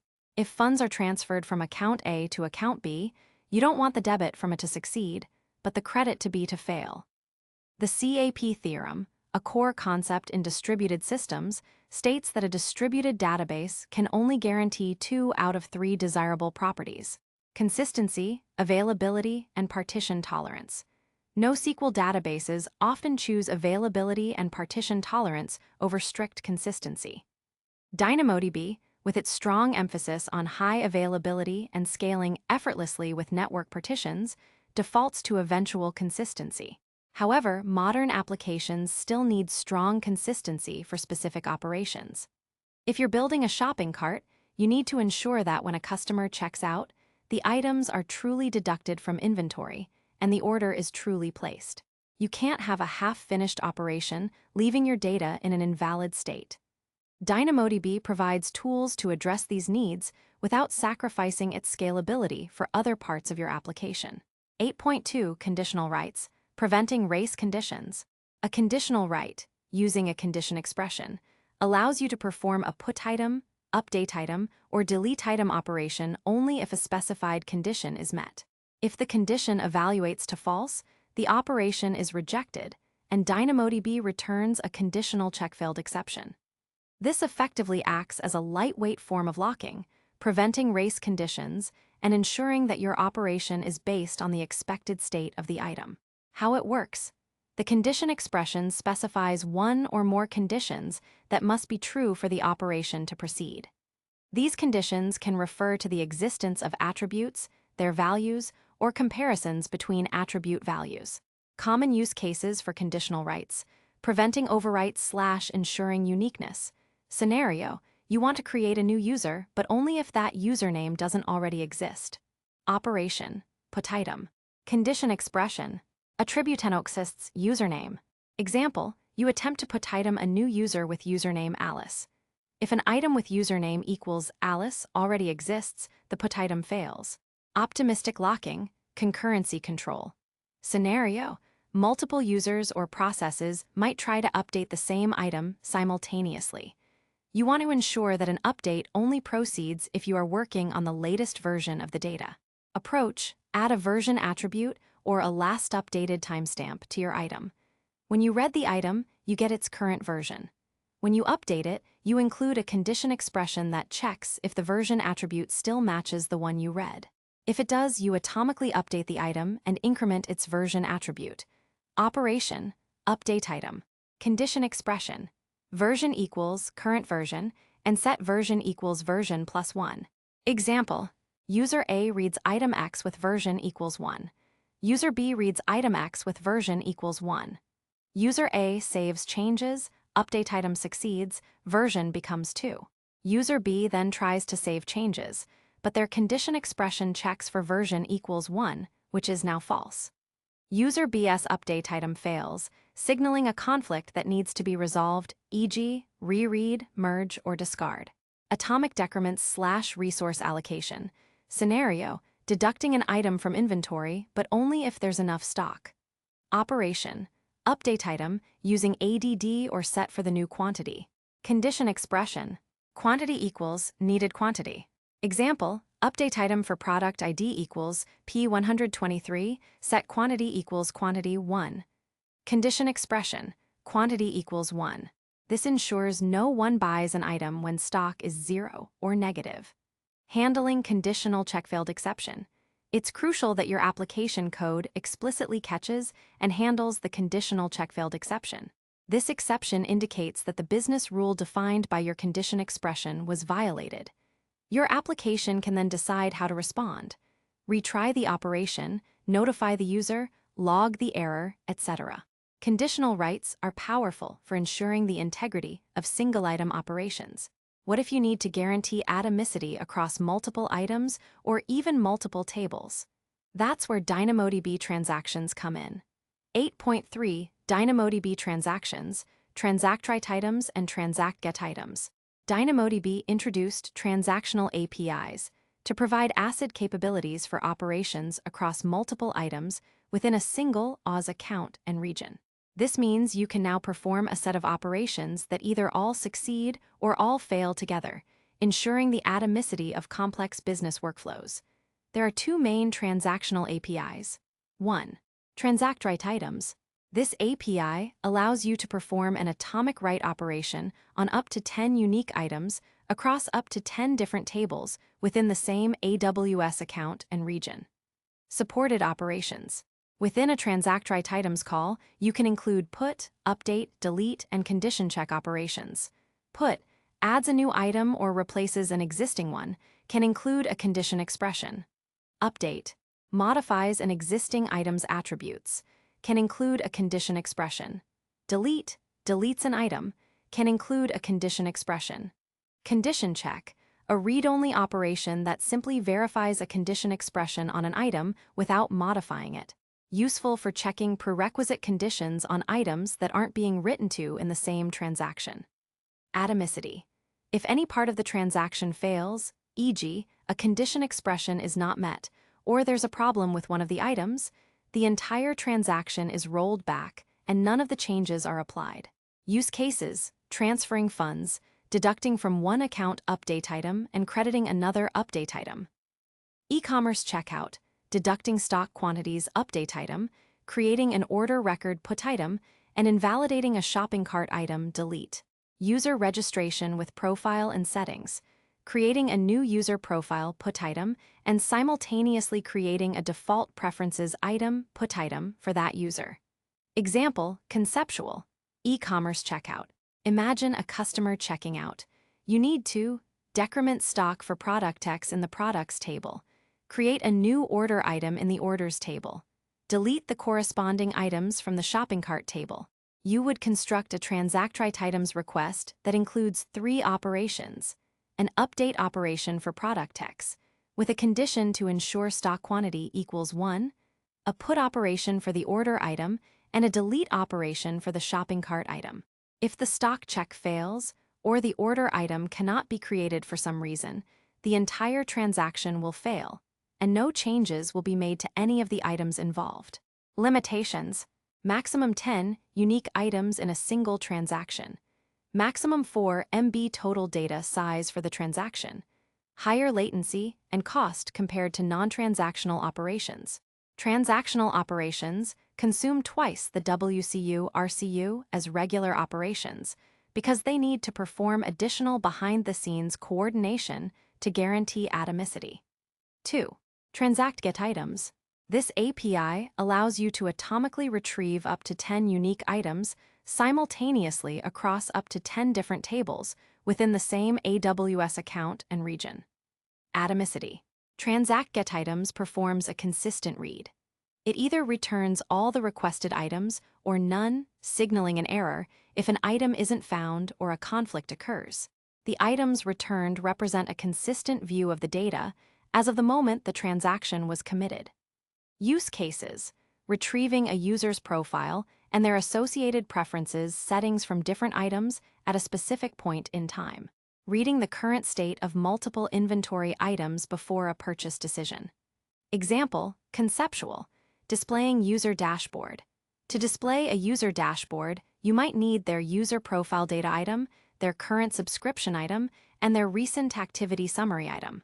You could use transact getItems to fetch all three atomically, ensuring you have a consistent view of the user's state. Error handling for transactions. Like conditional writes, transactional operations can fail.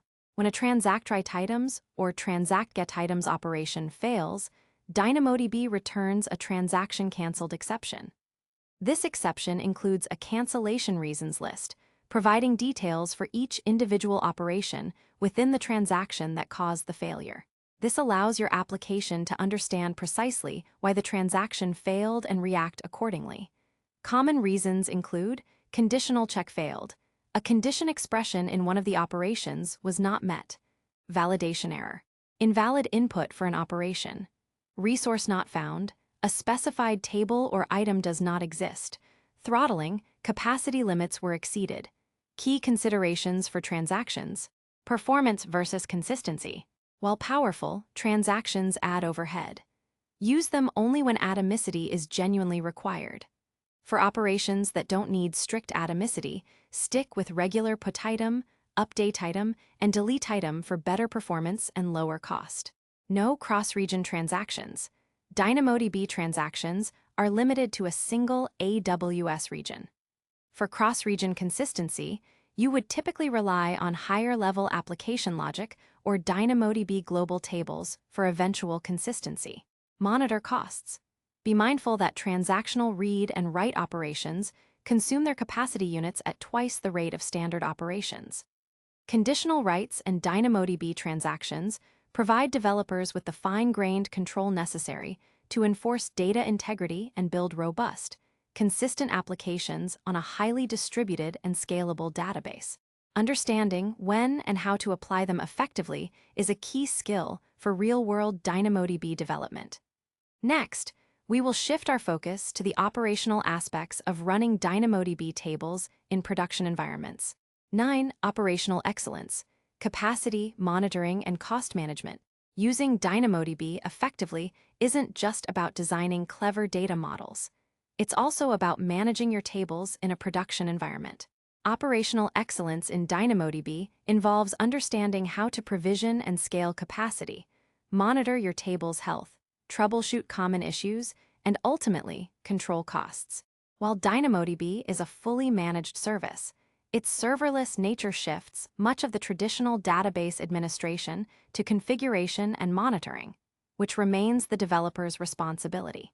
9.1. Understanding capacity modes. DynamoDB offers two distinct capacity modes that influence how you pay for and manage your table's throughput: provisioned capacity and on-demand capacity. Choosing the right mode is crucial for both performance and cost efficiency. Provisioned capacity. In provisioned capacity mode, you specify the exact number of read capacity units, RCUs, and write capacity units, WCUs, your application needs each second. Read capacity units, RCUs. Each RCU provides one strongly consistent read per second, or two eventually consistent reads per second, for items up to 4 KB in size. Larger items consume more RCUs. For example, a 12 KB item read with strong consistency consumes 3 RCUs, 12 KB/4 KB equals 3. Write capacity units, WCUs. Each WCU provides one write per second for items up to 1 KB in size. Larger items consume more WCUs. For example, writing a 3 KB item consumes 3 WCUs, 3 KB/1 KB equals 3. Characteristics of provisioned capacity. Predictable cost. You pay for the capacity you provision, whether you use it or not. This offers predictable monthly billing. Performance. Provides consistent, low-latency performance as long as your actual traffic stays within your provisioned limits. Burst capacity. DynamoDB provides some burst capacity, up to 5 minutes of unused capacity at 2x the provisioned rate, for sudden, temporary spikes. However, this is temporary and not a substitute for proper provisioning. Auto-scaling. You can configure auto-scaling, covered below, to automatically adjust your provisioned capacity up or down based on actual usage, helping to manage spikes and dips. When to use provisioned capacity. For applications with predictable and consistent traffic patterns. When you have a stable baseline workload that you can estimate. For cost optimization in applications with high, steady throughput, as it can often be more cost-effective per unit than on-demand. On-demand capacity. In on-demand capacity mode, you do not provision RCUs or WCUs. Instead, DynamoDB automatically scales your table's throughput based on your application's actual traffic. You pay only for the read and write requests your application performs. Characteristics of on-demand capacity. Pay per request. You are billed for every read and write request. There are no minimum fees. Automatic scaling. DynamoDB handles all the heavy lifting of scaling capacity. It automatically adapts to your workload, whether it's spiky, unpredictable, or gradually growing. Cost. Generally more expensive per unit than provisioned capacity, but it can be more cost-effective if your workload is highly variable and utilization in provisioned mode would be very low. When to use on-demand capacity. New applications with unknown or unpredictable traffic patterns. Workloads with highly spiky or intermittent traffic. Applications with infrequent usage or low baseline traffic. For development, testing, and staging environments where consistent traffic isn't a concern. Choosing the right mode. The decision should be driven by your workload and cost considerations. If you have a well-understood, consistent workload provision capacity with auto-scaling is often the most cost-effective. If your workload is highly variable, e.g., a gaming leader board with peak usage during specific events, on-demand provides simplicity and avoids over-provisioning. You can switch between modes once every 24 hours. 9.2 Auto-scaling for provision throughput. Even with predictable workloads, traffic can vary throughout the day or week. DynamoDB's auto-scaling feature helps you manage these fluctuations for tables using provisioned capacity. How auto-scaling works. You configure a target utilization percentage, e.g., 70%. You define minimum and maximum provisioned capacity units for reads and writes. DynamoDB monitors your actual consumed capacity units against your provisioned capacity. If your consumed capacity exceeds your target utilization, auto-scaling will incrementally increase your provisioned capacity up to your defined maximum. If your consumed capacity drops significantly below your target utilization, auto-scaling will incrementally decrease your provisioned capacity down to your defined minimum. Auto-scaling uses AWS application auto-scaling and CloudWatch alarms. It generally adjusts capacity in steps, not instantaneously. There can be a slight delay, typically minutes, for capacity adjustments to take effect. If you have extremely rapid, massive spikes, you might still experience throttling before auto-scaling can catch up. For such scenarios, over-provisioning a bit, using on-demand, or leveraging DAX, DynamoDB Accelerator, for read-heavy peaks might be necessary. 9.3 Monitoring DynamoDB with CloudWatch. Even with auto-scaling, continuous monitoring is essential for operational excellence. AWS CloudWatch provides a wealth of metrics to monitor your DynamoDB tables. Key metrics to monitor and set alarms on: consumed read capacity units and consumed write capacity units, shows the actual throughput used by your table. Compare this against your provisioned read capacity units and provisioned write capacity units to assess utilization. Throttled requests. This is critical. A non-zero value indicates that DynamoDB is momentarily rejecting requests due to insufficient capacity on a partition. This should trigger an immediate alert and investigation, often pointing to insufficient provisioned capacity or a hot partition. You can monitor this metric at the table or even individual partition level. Successful request latency measures the average latency for successful read-write requests. High latency can indicate issues even without throttling. Returned item count, number of items returned by read operations, get item, query, scan. Useful for understanding query efficiency. Row count, number of items in your table, approximate. Online index consumed write capacity, for GSIs, shows the throughput consumed by updates to your global secondary indexes. Essential for managing GSI costs. Setting up CloudWatch alarms. You should set up CloudWatch alarms on metrics like throttled requests to notify you immediately if your table experiences insufficient capacity. You might also set up alarms for consumed read capacity units and consumed write capacity units, approaching provisioned limits, to proactively adjust capacity or investigate. 9.4 Cost optimization strategies. DynamoDB can be incredibly cost-effective at scale, but poor design or management can lead to unexpected bills. Choose the right capacity mode. As discussed, on-demand for unpredictable spiky, provisioned for predictable stable. Right size provisioned capacity. If using provisioned mode, configure auto-scaling to keep your consumption within target utilization, e.g., 70 to 80%, without hitting limits or having too much idle capacity. Optimize item size. RCUs are calculated in 4 KB chunks, WCUs in 1 KB chunks.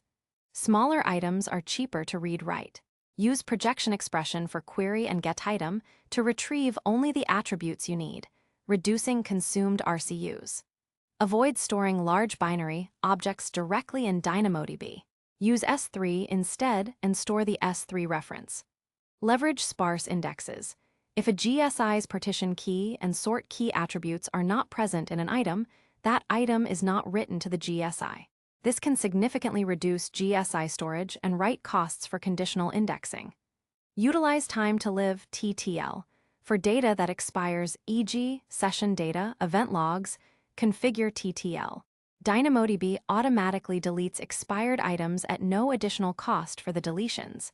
This reduces storage costs and keeps your tables lean. Use batch operations. Batch get item and batch write item are more efficient in terms of network requests, though unit cost per RCU WCU is the same. Consider reserved capacity. For very large, stable workloads, you can purchase reserved capacity, 1-year or 3-year terms, at a significant discount over on-demand or regular provision pricing. Avoid scan in production. Re-emphasizing this. Scan operations read every item and are incredibly expensive for large tables. Design your access patterns around query operations. 9.5 Backup and restore. Data durability and recoverability are paramount. DynamoDB offers robust options. Point-in-time recovery, PITR. This is a highly recommended feature for most production tables. PITR provides continuous backups of your table data with second-level granularity. You can restore your table to any point in time within the last 35 days, up to the second. There is a small additional cost, but the peace of mind and recovery capabilities are well worth it. On-demand backup. This allows you to create full backups of your tables at a specific point in time. These are managed backups and can be restored to a new table. Useful for long-term archival or regulatory compliance that requires discrete snapshots. While DynamoDB is highly durable, protecting your data against accidental deletion or corruption, e.g., a buggy application pushing bad data, is your responsibility. PITR is your primary defense against such scenarios. 9.6 Troubleshooting common issues. Despite DynamoDB being fully managed, you might encounter operational issues that require troubleshooting. Provision throughput exceeded exception, throttling, cause. Your application is trying to read-write more capacity than is provisioned for the table or a specific partition. Solution. If it's temporary, DynamoDB SDKs have built-in retry logic with exponential backoff, which usually handles transient spikes. If it's continuous, increase provision capacity or switch to on-demand. If it's a specific key, you have a hot partition. Reevaluate your partition key design for better distribution of writes-reads. High latency, cause. Could be throttled requests, large item sizes, too many attributes projected, network issues, or inefficient application-side processing of returned data. Solution: check successful request latency CloudWatch metric. Optimize queries, e.g., use projection expression.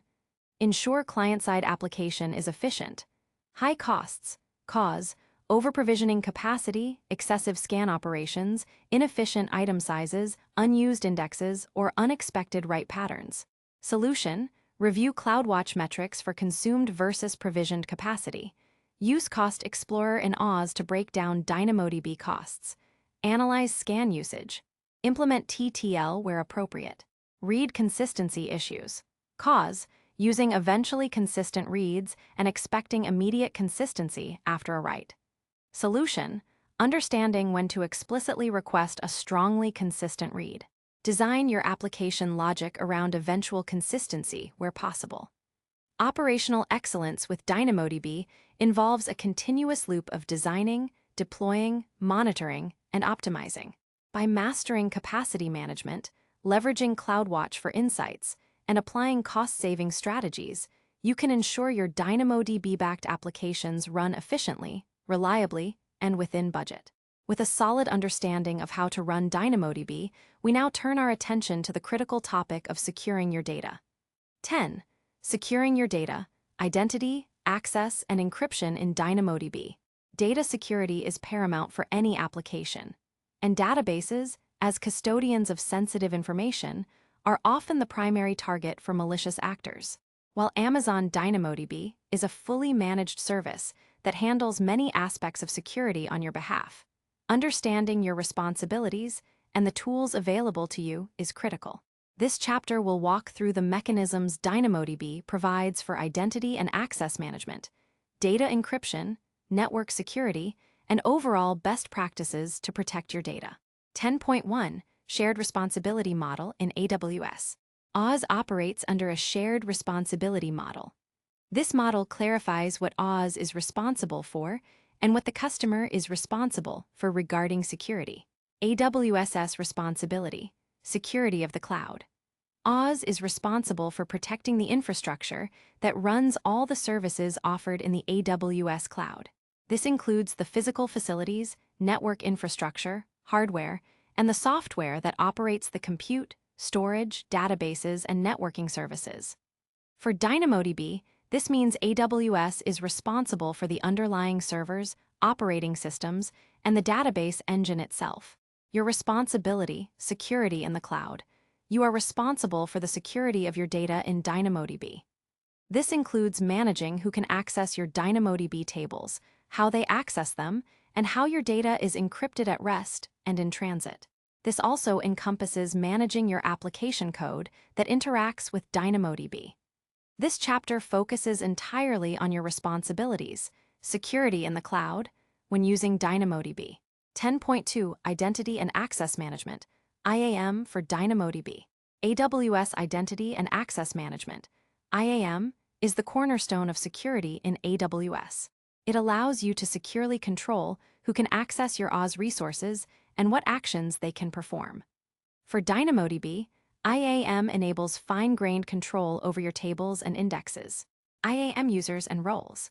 IAM users. These represent specific people or service accounts within your AWS account.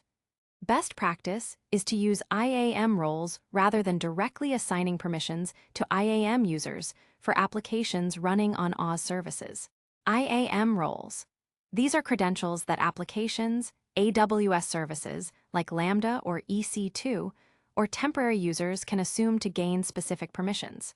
This is the recommended approach for providing access to DynamoDB from your application components. For example, you would create an IAM role for an AWS Lambda function that grants it permission to interact with your DynamoDB tables. IAM policies. IAM policies are JSON documents that define permissions. They specify what actions are allowed or denied on which resources. Key elements of an IAM policy for DynamoDB: effect, allow or deny. Action specifies the DynamoDB API actions that can be performed. DynamoDB provides granular actions for almost every operation. Examples: DynamoDB get item, DynamoDB put item, DynamoDB update item, DynamoDB delete item, DynamoDB query, DynamoDB scan, DynamoDB create table, DynamoDB list tables, DynamoDB describe table. For read-only access, you might allow get item, query, scan. For read-write, you'd add put item, update item, delete item. For administrative tasks, you'd include create table, update table, etc. Resource specifies the DynamoDB tables, indexes, or streams that the actions apply to. You use the Amazon resource name ARN format. Example, ARN Oz DynamoDB region accounted table your table name. You can specify wildcards for broad access, e.g., table for all tables.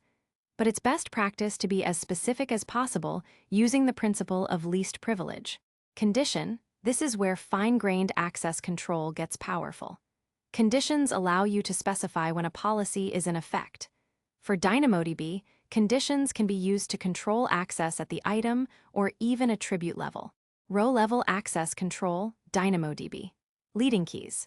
You can restrict query or delete item operations on a table to only allow access to items where the partition key or the partition key of a GSI matches a specific value, often derived from the identity of the caller.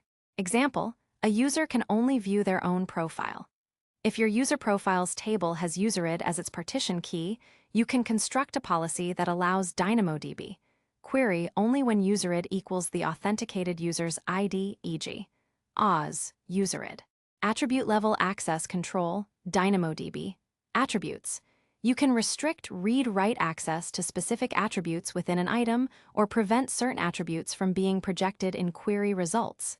Example, a policy might allow a user to update their address, but not their admin role attribute. DynamoDB. Select. This condition key allows you to restrict which attributes can be requested in projection expressions for get item, query, or scan operations. Example, IAM policy, conceptual. A Lambda role might have a policy allowing it to put item, update item, and delete item on a specific orders table, but only query on a products table. Furthermore, a user accessing a different Lambda function might only be able to query their own user data table, where the userid matches their authenticated identity provided by Cognito, using a DynamoDB leading keys condition. 10.3 Encryption at rest. DynamoDB encrypts all customer data at rest by default. This encryption helps protect your data from unauthorized access on the underlying storage. Default encryption, AWS owned CMK. By default, DynamoDB encrypts your data at rest using AWS owned customer master keys, CMKs. These keys are managed by Oz, and you don't incur any additional service charges for their use. This provides a baseline level of encryption that is sufficient for many applications. Oz Key Management Service, KMS. For more control over your encryption keys, you can choose to encrypt your DynamoDB tables using AWS Managed CMK for DynamoDB. This key is created and managed by Oz specifically for your account and dedicated to DynamoDB. You have some visibility into its usage, but not full control over key rotation. Customer Managed CMK. You create and manage your own CMK in AWS KMS. This gives you full control over the key, including rotation schedules, aliases, and granular access policies. This option incurs standard AWS KMS charges. When to use KMS? When your application involves highly sensitive or regulated data, e.g., HIPAA, PCI DSS, where you need more control over key management. To meet specific compliance requirements that mandate customer control over encryption keys. All encryption is transparent, meaning you don't need to change your application code to encrypt or decrypt data. DynamoDB handles it automatically. 10.4 Encryption in transit. All communication with DynamoDB endpoints happens over secure HTTPS connections. This ensures that your data is encrypted in transit between your application, or AWS services, and the DynamoDB service itself, protecting it from eavesdropping or tampering. This is enforced by Oz and requires no configuration on your part, as long as your application is using HTTPS. For highly sensitive data that might need additional protection, even before it reaches Oz, You can implement client-side encryption. This involves encrypting data on your application server before sending it to DynamoDB and decrypting it client-side after retrieval. Oz provides SDKs and encryption libraries to facilitate this, often integrated with AWS KMS for key management. 10.5 Network Security. DynamoDB is a highly scalable service accessed primarily via API endpoints. This means network access control is managed differently than traditional databases, where you might configure firewalls or VPNs to specific IP addresses. VPC endpoints, interface endpoints. This is the recommended way to access DynamoDB from within your Amazon Virtual Private Cloud, VPC. A VPC endpoint allows you to connect to DynamoDB directly from your VPC using a private IP address, keeping all traffic within the AWS network and never traversing the public internet. This enhances both security and performance. Security groups and network ACLS. While DynamoDB is an endpoint-based service, if your application runs on Amazon EC2 instances or other compute services within your VPC, ensure your security groups and network ACLS allow outbound connections to the DynamoDB VPC endpoint. Public internet access. While possible, it's generally discouraged to allow applications to access DynamoDB over the public internet, especially for sensitive data. VPC endpoints provide a more secure and private connection route. 10.6 Advanced Security Considerations. Audit logging with AWS CloudTrail. AWS CloudTrail records API calls made to DynamoDB and other Oz services into log files. These logs can be invaluable for security auditing, compliance, and troubleshooting. Enable CloudTrail to monitor who is performing what actions on your DynamoDB tables. Attribute-level access with condition expressions. As mentioned in the IAM section, while DynamoDB doesn't have native, row-level security, like some relational databases, it can be simulated by combining IAM policies with condition expressions to limit access to certain rows, based on primary key or attributes based on the caller's identity or other context. Data masking redaction. For highly sensitive attributes that shouldn't be revealed to all users, consider client-side logic to mask or redact data before displaying it, or in some cases, store the masked, unmasked data separately. Least privilege. Always adhere to the principle of least privilege. Grant only the permissions necessary for a user or role to perform its task. Avoid granting wildcard permissions, unless absolutely required and carefully audited. 10.7 Security Best Practices. Use IAM roles for applications. Never embed Oz credentials directly in your application code. Use IAM roles for EC2 instances, Lambda functions, and other AWS compute services. Apply principle of least privilege. Create fine-grained IAM policies for DynamoDB, specifying precise actions, DynamoDB getItem, DynamoDB, putItem, etc., on specific resources, table ARNS. Strict attribute access. Leverage condition keys like DynamoDB, attributes, and DynamoDB, leading keys in your IAM policies for granular attribute and row-level control, especially for multi-tenant applications or sensitive data. Enable point-in-time recovery and backups. While not strictly security controls, PITR and backups are crucial for data durability and recovery from accidental deletions or malicious attacks that result in data loss. Use VPC endpoints. Access DynamoDB privately from your VPC for enhanced security and performance. Enable CloudTrail logging. Monitor all API activity on your DynamoDB tables for auditing and security investigations. Review policies regularly. Periodically review your IAM policies and CloudTrail logs to ensure that permissions are still appropriate and that no unauthorized activities are occurring. Securing your DynamoDB data is an ongoing process that requires continuous vigilance and adherence to best practices. By understanding and applying the various security layers available, you can build applications with confidence, knowing your data is protected in the cloud. With security covered, we move to the most challenging aspect of DynamoDB, data modeling. 11. Data modeling best practices. Designing for performance and scalability. You've learned the fundamental components of DynamoDB, tables, items, attributes, how to interact with your data CRUD operations, how to provide alternative access paths, secondary indexes, and how to manage and secure your deployment. Now, it's time to tie everything together and address what many consider the most challenging, yet most rewarding, aspect of working with DynamoDB: data modeling. Effective data modeling in DynamoDB is the single biggest determinant of your application's performance, scalability, and cost efficiency. It requires a significant shift in mindset for those accustomed to relational databases. This isn't about fitting a square peg into a round hole. It's about learning an entirely new way to think about how data interacts with your application's access patterns. 11.1 The Golden Rule. Design for access patterns first. Let's reiterate the most important principle of DynamoDB data modeling, which we touched upon in Chapter 2. Always design your data model around your application's access patterns first. In a relational database, you define your entities and their relationships, your normalized schema, and then you write queries, SQL, to retrieve the data you need. The query optimizer handles how to efficiently join tables and filter data.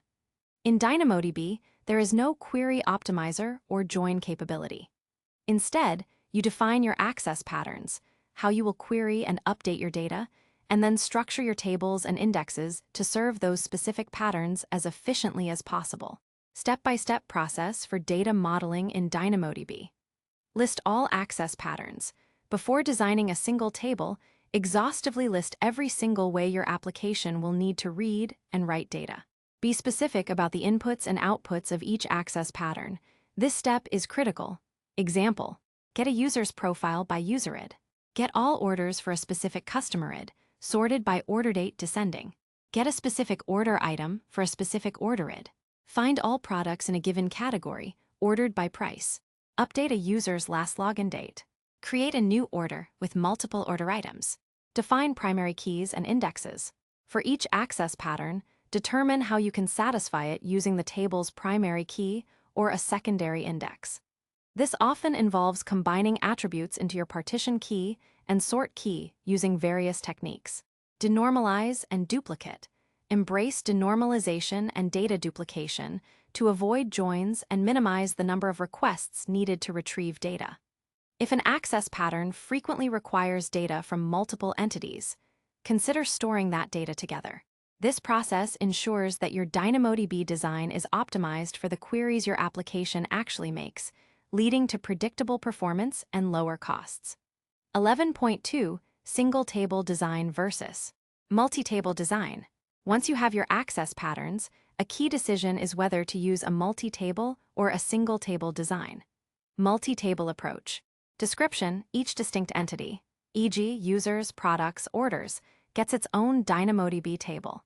This mimics the relational database approach of separate tables. Pros: simpler to understand initially for developers familiar with relational databases. Easier to migrate from a relational schema, though still not a direct one-one mapping. Clearly separates types of data. Cons: less cost-efficient. Each table incurs its own minimum capacity and overhead. DynamoDB charges based on operations, and many small tables might not fully utilize their capacity. Performance overhead. Retrieving related data, that would have been a join in SQL, requires multiple separate requests to different tables, increasing latency. Limited transactions. Transact write items and transact get items are limited to 10 unique items across up to 10 tables.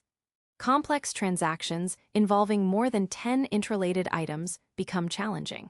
Increases operational complexity at scale. More tables to monitor, manage auto-scaling for. When to use multi-table. Small, simple applications with highly independent entities, or when you have vastly different access patterns that logically do not overlap. However, for most scalable, production-grade applications, the drawbacks often outweigh the benefits. Single table approach, denormalization, and polymorphic data. Description: all or most of your application's data is stored in a single DynamoDB table. Different entity types are distinguished by attributes within the item itself, often leveraging generic partition key, PK, and sort key SK attributes. Pros: highly cost-efficient, consolidates capacity into a single table, maximizing throughput utilization and potentially leading to lower overall costs. Superior performance, minimizes the number of requests needed to fulfill a complex access pattern by storing related items together. Related data can be retrieved in a single query operation. True scalability, optimizes for DynamoDB's scale-out architecture by ensuring efficient data distribution and retrieval. Simplified transactions, easier to perform multi-item atomic operations since all items are in the same table. Cons: steeper learning curve, requires a fundamental shift in thinking for relational developers. It's less intuitive at first. Complex modeling, designing the PK and SK and GSI keys to support all access patterns can be intricate and require careful thought. Less readability. The generic PK/SK attributes can make the table's contents less immediately obvious without understanding the design pattern. When to use single table. For high performance, high-scale applications where predictable, low-latency access is critical. When your application has complex relationships between different entities that are frequently queried together. When you want to optimize for cost and simplicity of managing a single database service endpoint. The remainder of this chapter will focus primarily on the principles and patterns of single-table design, as it represents the true power and scalability of DynamoDB for sophisticated applications. 11.3 Key Principles for Single-Table Design. Successfully implementing a single-table design relies on several core principles. Generic primary keys, PK and SK. Instead of userid or orderid, define your table's primary key as PK, partition key, and SK, sort key. The meaning of PK and SK changes depending on the entity type or item type of the item. Example: a user item might have PK equals user hash user ID, SK equals user hash user ID. An order item might have PK equals user hash user ID, SK equals order hash order ID. Using prefixes, suffixes to differentiate entity types.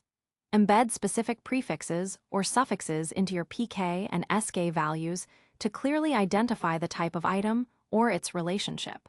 This allows DynamoDB to store different types of entities in the same table while still allowing you to query them distinctly.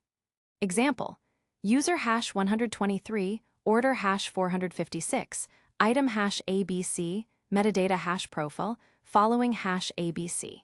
Denormalization. Since DynamoDB doesn't support joins, you often denormalize data. This means duplicating data that would normally live in separate tables in a relational database. Example: when storing an order item for a user, you might duplicate the user's username and email directly into the order item. This way, when you retrieve an order, you don't need a separate lookup to get the customer's details.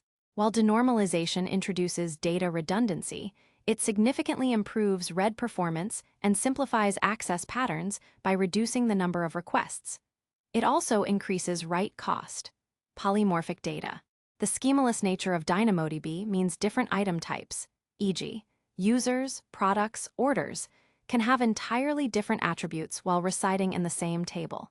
You might include a special attribute like entity type or item type within each item to distinguish its type, e.g., entity type, user, entity type, order. This helps your application code parse and handle the various item structures. Composite keys for grouping related entities. Leverage the partition key plus sort key structure to group related items together. All items with the same partition key live on the same logical partition. Example: PK, user hash user ID. For this PK, you could have SK, profile, user's main data, SK, address hash home, SK, order hash order ID, SK, activity hash timestamp. A single query on PK, user hash user ID, can retrieve the user's profile, all their addresses, and all their orders if designed this way, as long as the sort key patterns allow it. Global secondary indexes, GSIs, are essential. GSIs are the workhorses of single-table design. They provide alternative views of your data, allowing you to query on attributes that are not part of your main table's PK/SK. You design GSIs with their own PK/SK attributes, again often using prefixed values. Examples: if pk is user hash user ID, sk is post hash timestamp, you might need a GSI for searching posts by hashtag. The GSI might then have GSI1pk equals hashtag hashtag, GSI1sk equals timestamp. For inverse lookups, if your main table has pk equals user hash user ID, sk equals email hash email address, a GSI might have GSI1pk equals email hash email address, GSI1sk equals user hash user ID to allow reverse lookup of user ID by email address. Sparse indexes. A GSI only contains items where the GSI's partition key and sort key attributes, if defined, are present. This means you can create sparse indexes that only include a subset of your items, making them more efficient and cost-effective. Example: a product table has millions of products. You only want to query on-sale products. You create a GSI whose PK is ONSALE and whose SK is price. Only products with an on-sale attribute set to true, or whatever triggers its inclusion in the GSI, would appear in this index. 11.4 Common Data Modeling Patterns and Anti-Patterns. Anti-patterns, things to avoid. Relational mental model. Trying to directly translate your relational schema to DynamoDB. This leads to inefficient patterns, lack of joins, and multiple expensive lookups. Too many tables. Creating a separate DynamoDB table for every entity type. This wastes capacity and prevents efficient querying of related entities. Excessive scan operations. Relying on scan for regular application queries is a massive red flag. It's expensive and slow. Your data model should support query for all critical access paths. Hot partitions. Choosing a partition key with low cardinality or highly uneven access patterns. This leads to throttling and performance bottlenecks. Example: using a single constant value as the partition key for all items in a table, e.g., pk. GLOBALDATA. All data will reside on a single partition. Not using composite primary keys effectively, only using a partition key when a partition key plus sort key would enable powerful range queries and item grouping. Key data modeling patterns, things to embrace. Adjacency list pattern. Problem: modeling many-to-many relationships or graph-like data, e.g., social network connections, followers following. Solution: use a composite key where pk is one entity and sk is an attribute of a related entity, perhaps prefixed. You'll often need a GSI for the inverse relationship.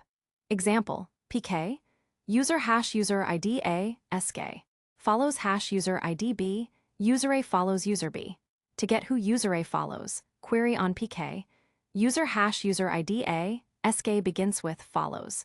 To get who follows user A, inverse lookup. GSI with GSI1pk, follows hash user ID A, GSI1sk, user hash user ID B. Time series data pattern. Problem: storing and querying large volumes of time-ordered data, e.g., sensor readings, user activity logs.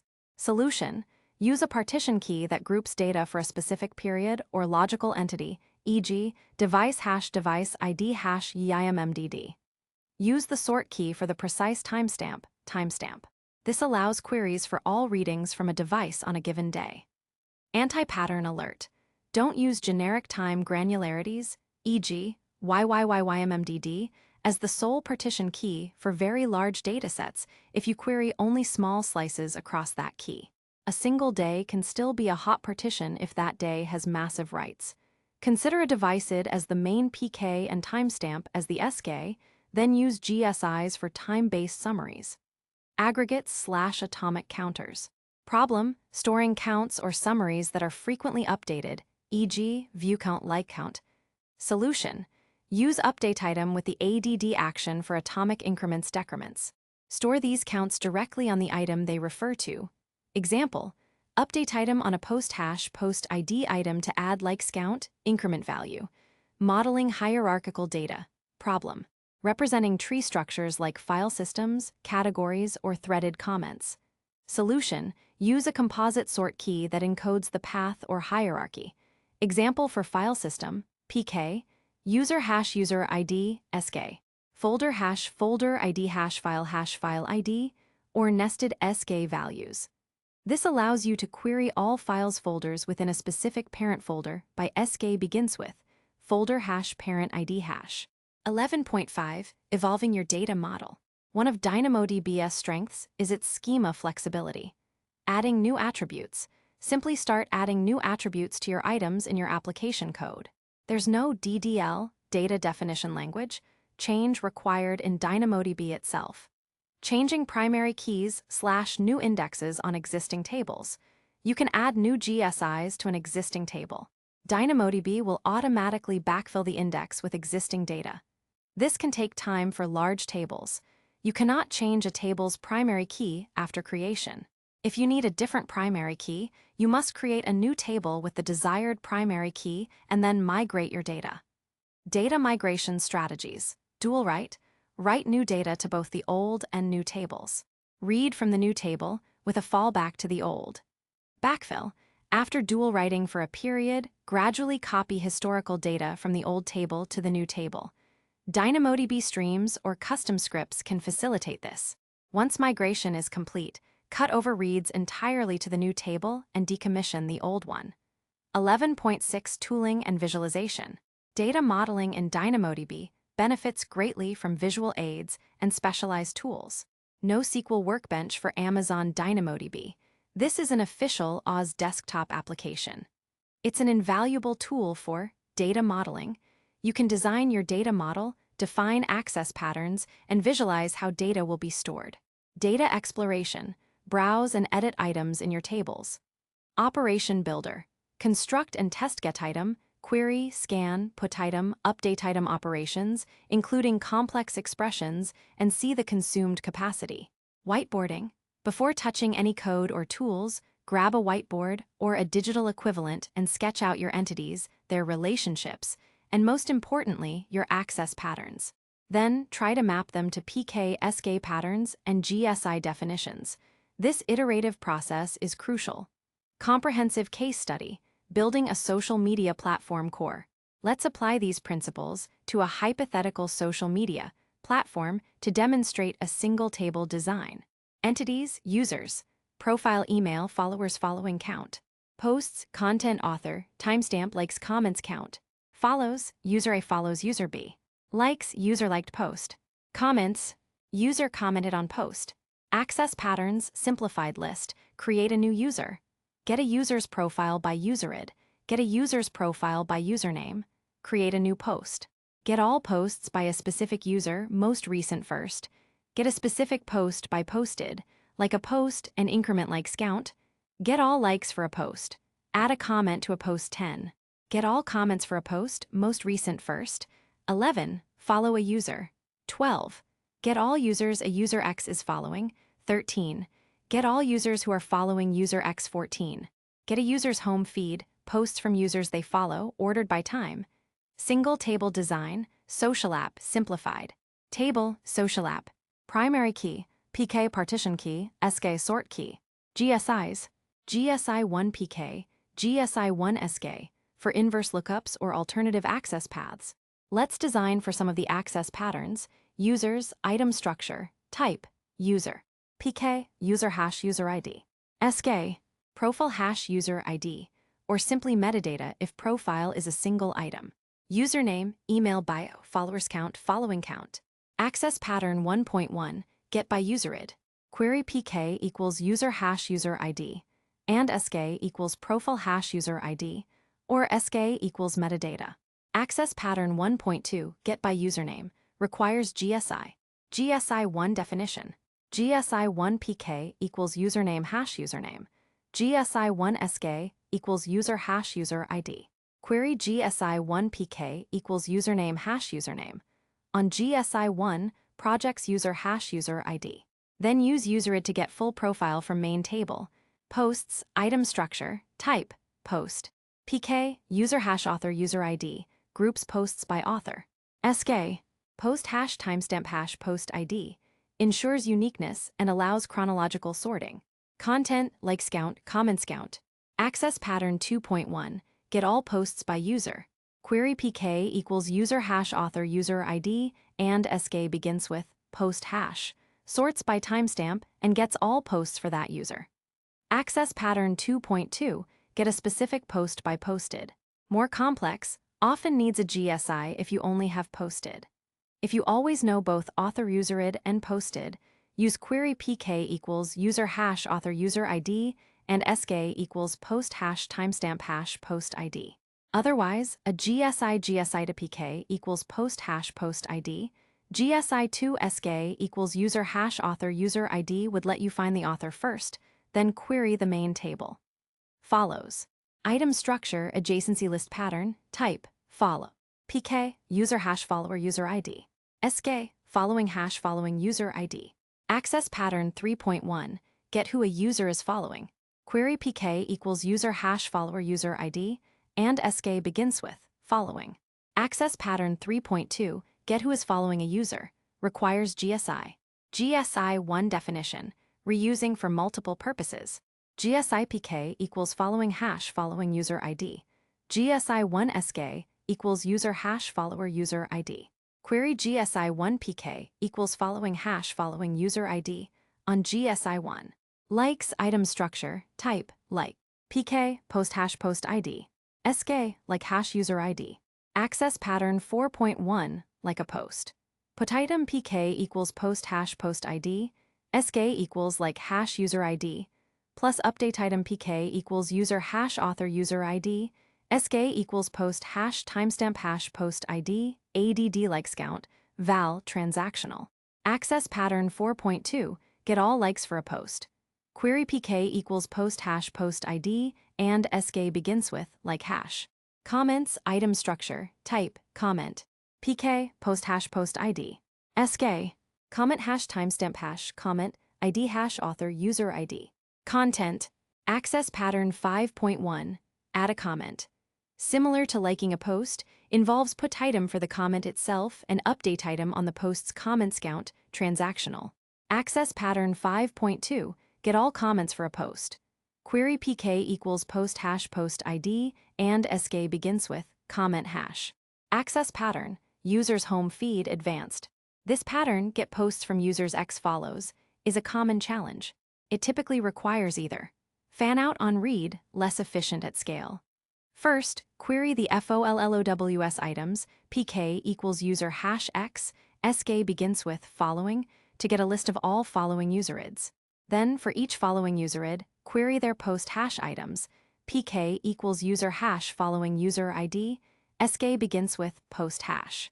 Finally, merge and sort all these results within the application. This can be very inefficient if a user follows many people or if many users query their feeds simultaneously. Fan out on write, more scalable for high read feeds. When user Y creates a post, in addition to writing the post item, identify all users who follow Y, requires reverse lookup on a GSI1 PK equals following hash Y, GSI1 SK equals user hash follower user D. For each follower userid, write a copy of the post details into their personalized feed item. PK, user hash follower user ID. SK, feed hash timestamp hash post ID. Now, get user X's feed is a single, efficient query PK equals user hash X and SK begins with feed. This pattern uses more write capacity and storage, but dramatically reduces read complexity and cost at high scale.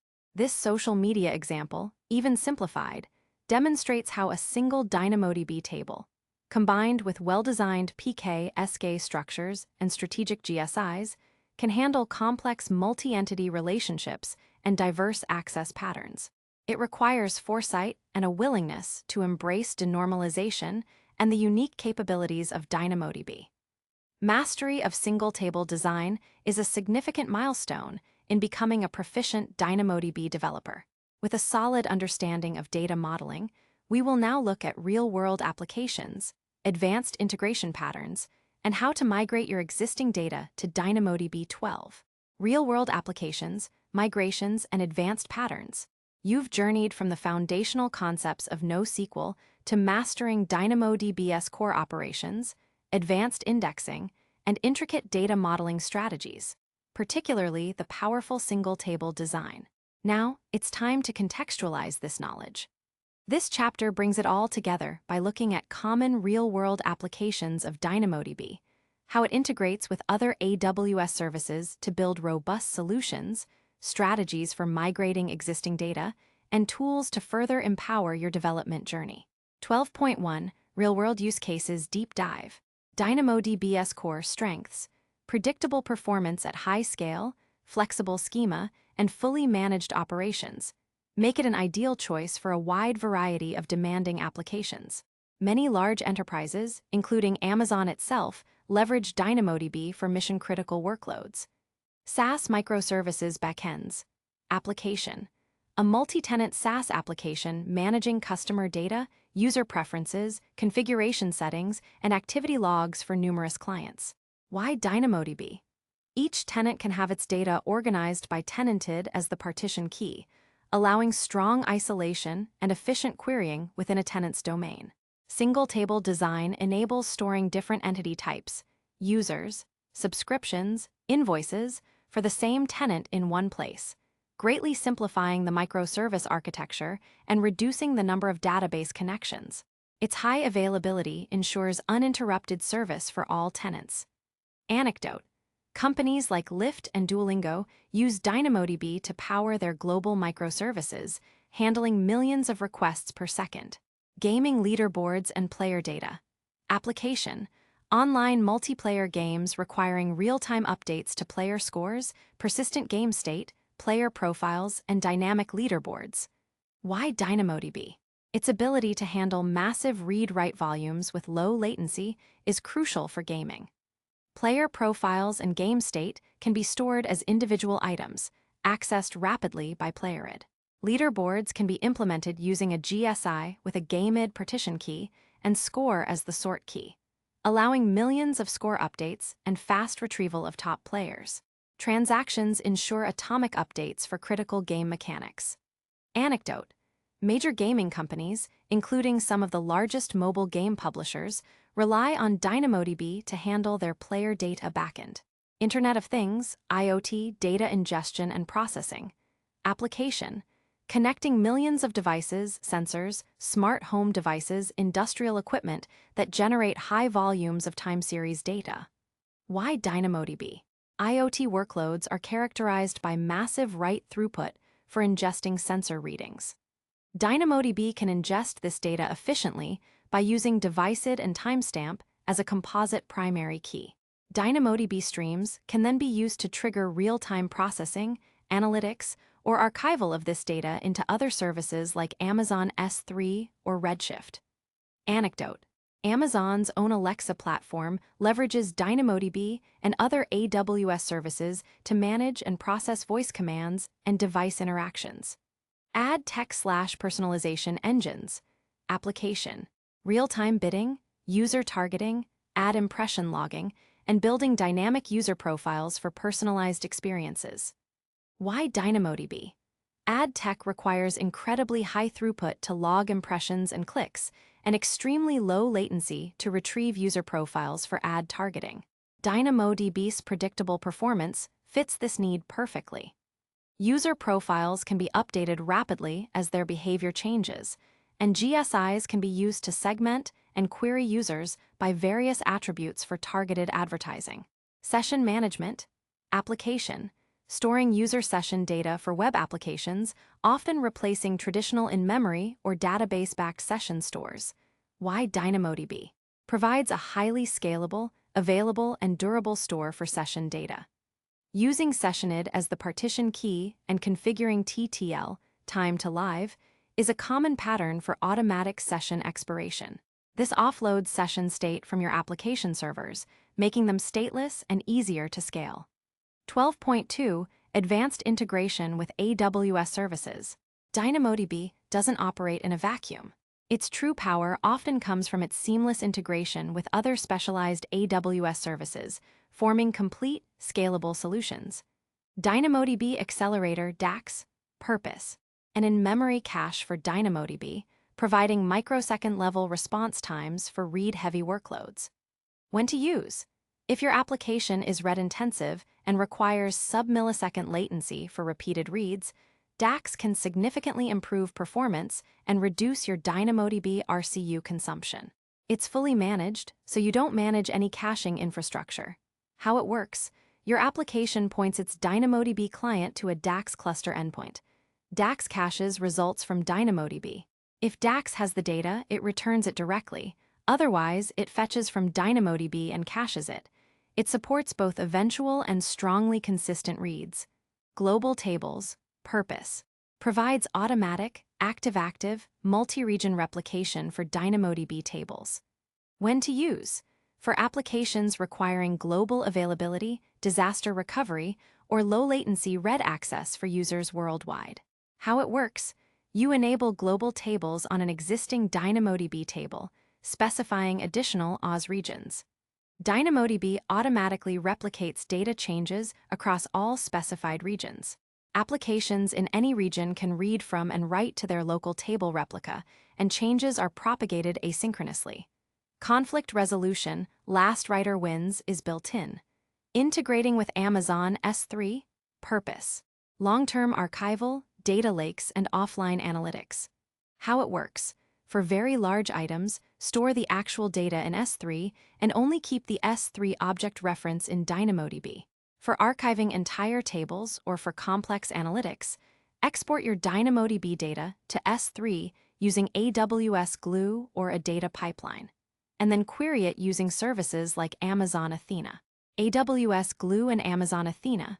Purpose: serverless ETL, extract, transform, load, and ad hoc SQL querying over data in your S3 data lake. How it works: export your DynamoDB data to S3. Use AWS Glue to crawl your S3 data, define schemas, and perform data transformations. Then use Amazon Athena to run standard SQL queries directly against your S3 stored DynamoDB data. Ideal for analytics that wouldn't be efficient with DynamoDB's query scan operations. Amazon Kinesis, data streams/firehose. Purpose: ingesting and processing massive streams of data, often from DynamoDB streams. How it works: a Lambda function triggered by a DynamoDB stream can forward records to Kinesis data streams for further real-time processing by other applications, or to Kinesis Firehose for automated delivery to destinations like S3, Redshift, or OpenSearch service. NoSQL Workbench. Purpose: a visual tool for designing, visualizing, and querying DynamoDB data models. How it works: allows you to define data models, create visual representations of access patterns, generate sample data, and even test operations without writing code. This is an indispensable tool for complex single-table designs. 12.3 Migration strategies to DynamoDB. Migrating from an existing database to DynamoDB, especially from a relational database, requires careful planning and execution. It's often not a direct lift and shift, but a strategic redesign. From relational databases, assess current access patterns. This is the most crucial step. Identify all current SQL queries and write operations. Redesign schema for DynamoDB. Based on access patterns, apply single-table design principles, denormalization, and strategic use of primary keys and GSIs. This is where most of the effort goes. Choose a migration approach. Offline downtime migration. If your application can tolerate downtime, you can export all data from the source, transform it to the DynamoDB schema, and then import it. Suitable for smaller, non-critical applications. Online zero downtime migration, dual write and backfill. Phase 1, dual write. Modify your application code to write all new data to both the old and the new DynamoDB table. Reads are still from the old database. This ensures new data in DynamoDB is immediately available. Phase 2, data backfill. Start a process, e.g., using AWS Data Pipeline, custom scripts, or Oz DMS for certain cases, to migrate historical data from the old database into DynamoDB. This runs in the background. Phase 3, verify and cutover. Once the historical data is synced, verify data consistency. Then, switch all read operations to DynamoDB. Monitor closely. Phase 4, decommission old database. Once confident, stop dual writing and decommission the old database. AWS Database Migration Service, DMS. While primarily designed for homogeneous heterogeneous relational migrations, Newer versions of DMS can support some aspects of DynamoDB as a target for continuous replication. However, it requires careful mapping and might not handle complex single-table transformations natively. You might still need Lambda or Glue for transformations. From other NoSQL databases, the migration process is similar to relational, but the conceptual shift might be less drastic.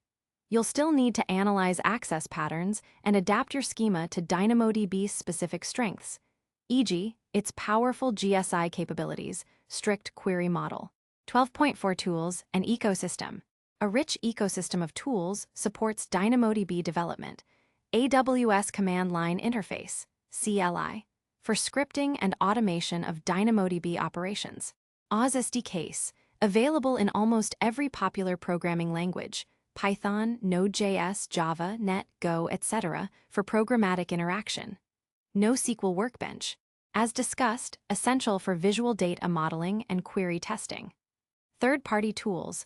Many developer-friendly tools exist for DynamoDB, some providing GUI clients, data explorers, or schema migration assistants. Always evaluate their security and suitability carefully. Cloud Development Kit, CDK, for defining your DynamoDB tables and indexes as code, infrastructure as code, making deployments repeatable and version-controlled. 12.5 The Future of DynamoDB and Next Steps. DynamoDB is a cornerstone service for Oz and continues to evolve with new features and capabilities. Oz frequently announces updates at events like Ray, Invent, including new data types, performance optimizations, and deeper integrations with other services. Staying informed through the AWS blog, AWS News, and Ray, Invent presentations will ensure you're always using the latest best practices. Your journey continues. Mastering DynamoDB is an ongoing process. The principles of access pattern-driven design, careful primary key selection, and strategic use of secondary indexes are your most valuable assets. Experiment. The best way to learn is by doing. Create your own tables, try out different data models, and test your access patterns. The AWS free tier provides ample opportunity for experimentation without incurring significant costs. Read the official AWS documentation. It's continually updated, providing the most accurate and detailed information. Explore AWS Prescriptive Guidance. This resource provides architectural insights and best practices from Oz Solutions architects. Engage with the community. Forums, Stack Overflow, and community events are great places to ask questions and learn from others' experiences. You now possess a comprehensive understanding of Amazon DynamoDB from a developer's perspective. You're equipped with the knowledge to design, build, and operate highly scalable and performant applications. The world of serverless and event-driven architectures relies heavily on databases like DynamoDB. And with your newfound expertise, you are well-positioned to contribute to the next generation of cloud-native applications. Go forth and build.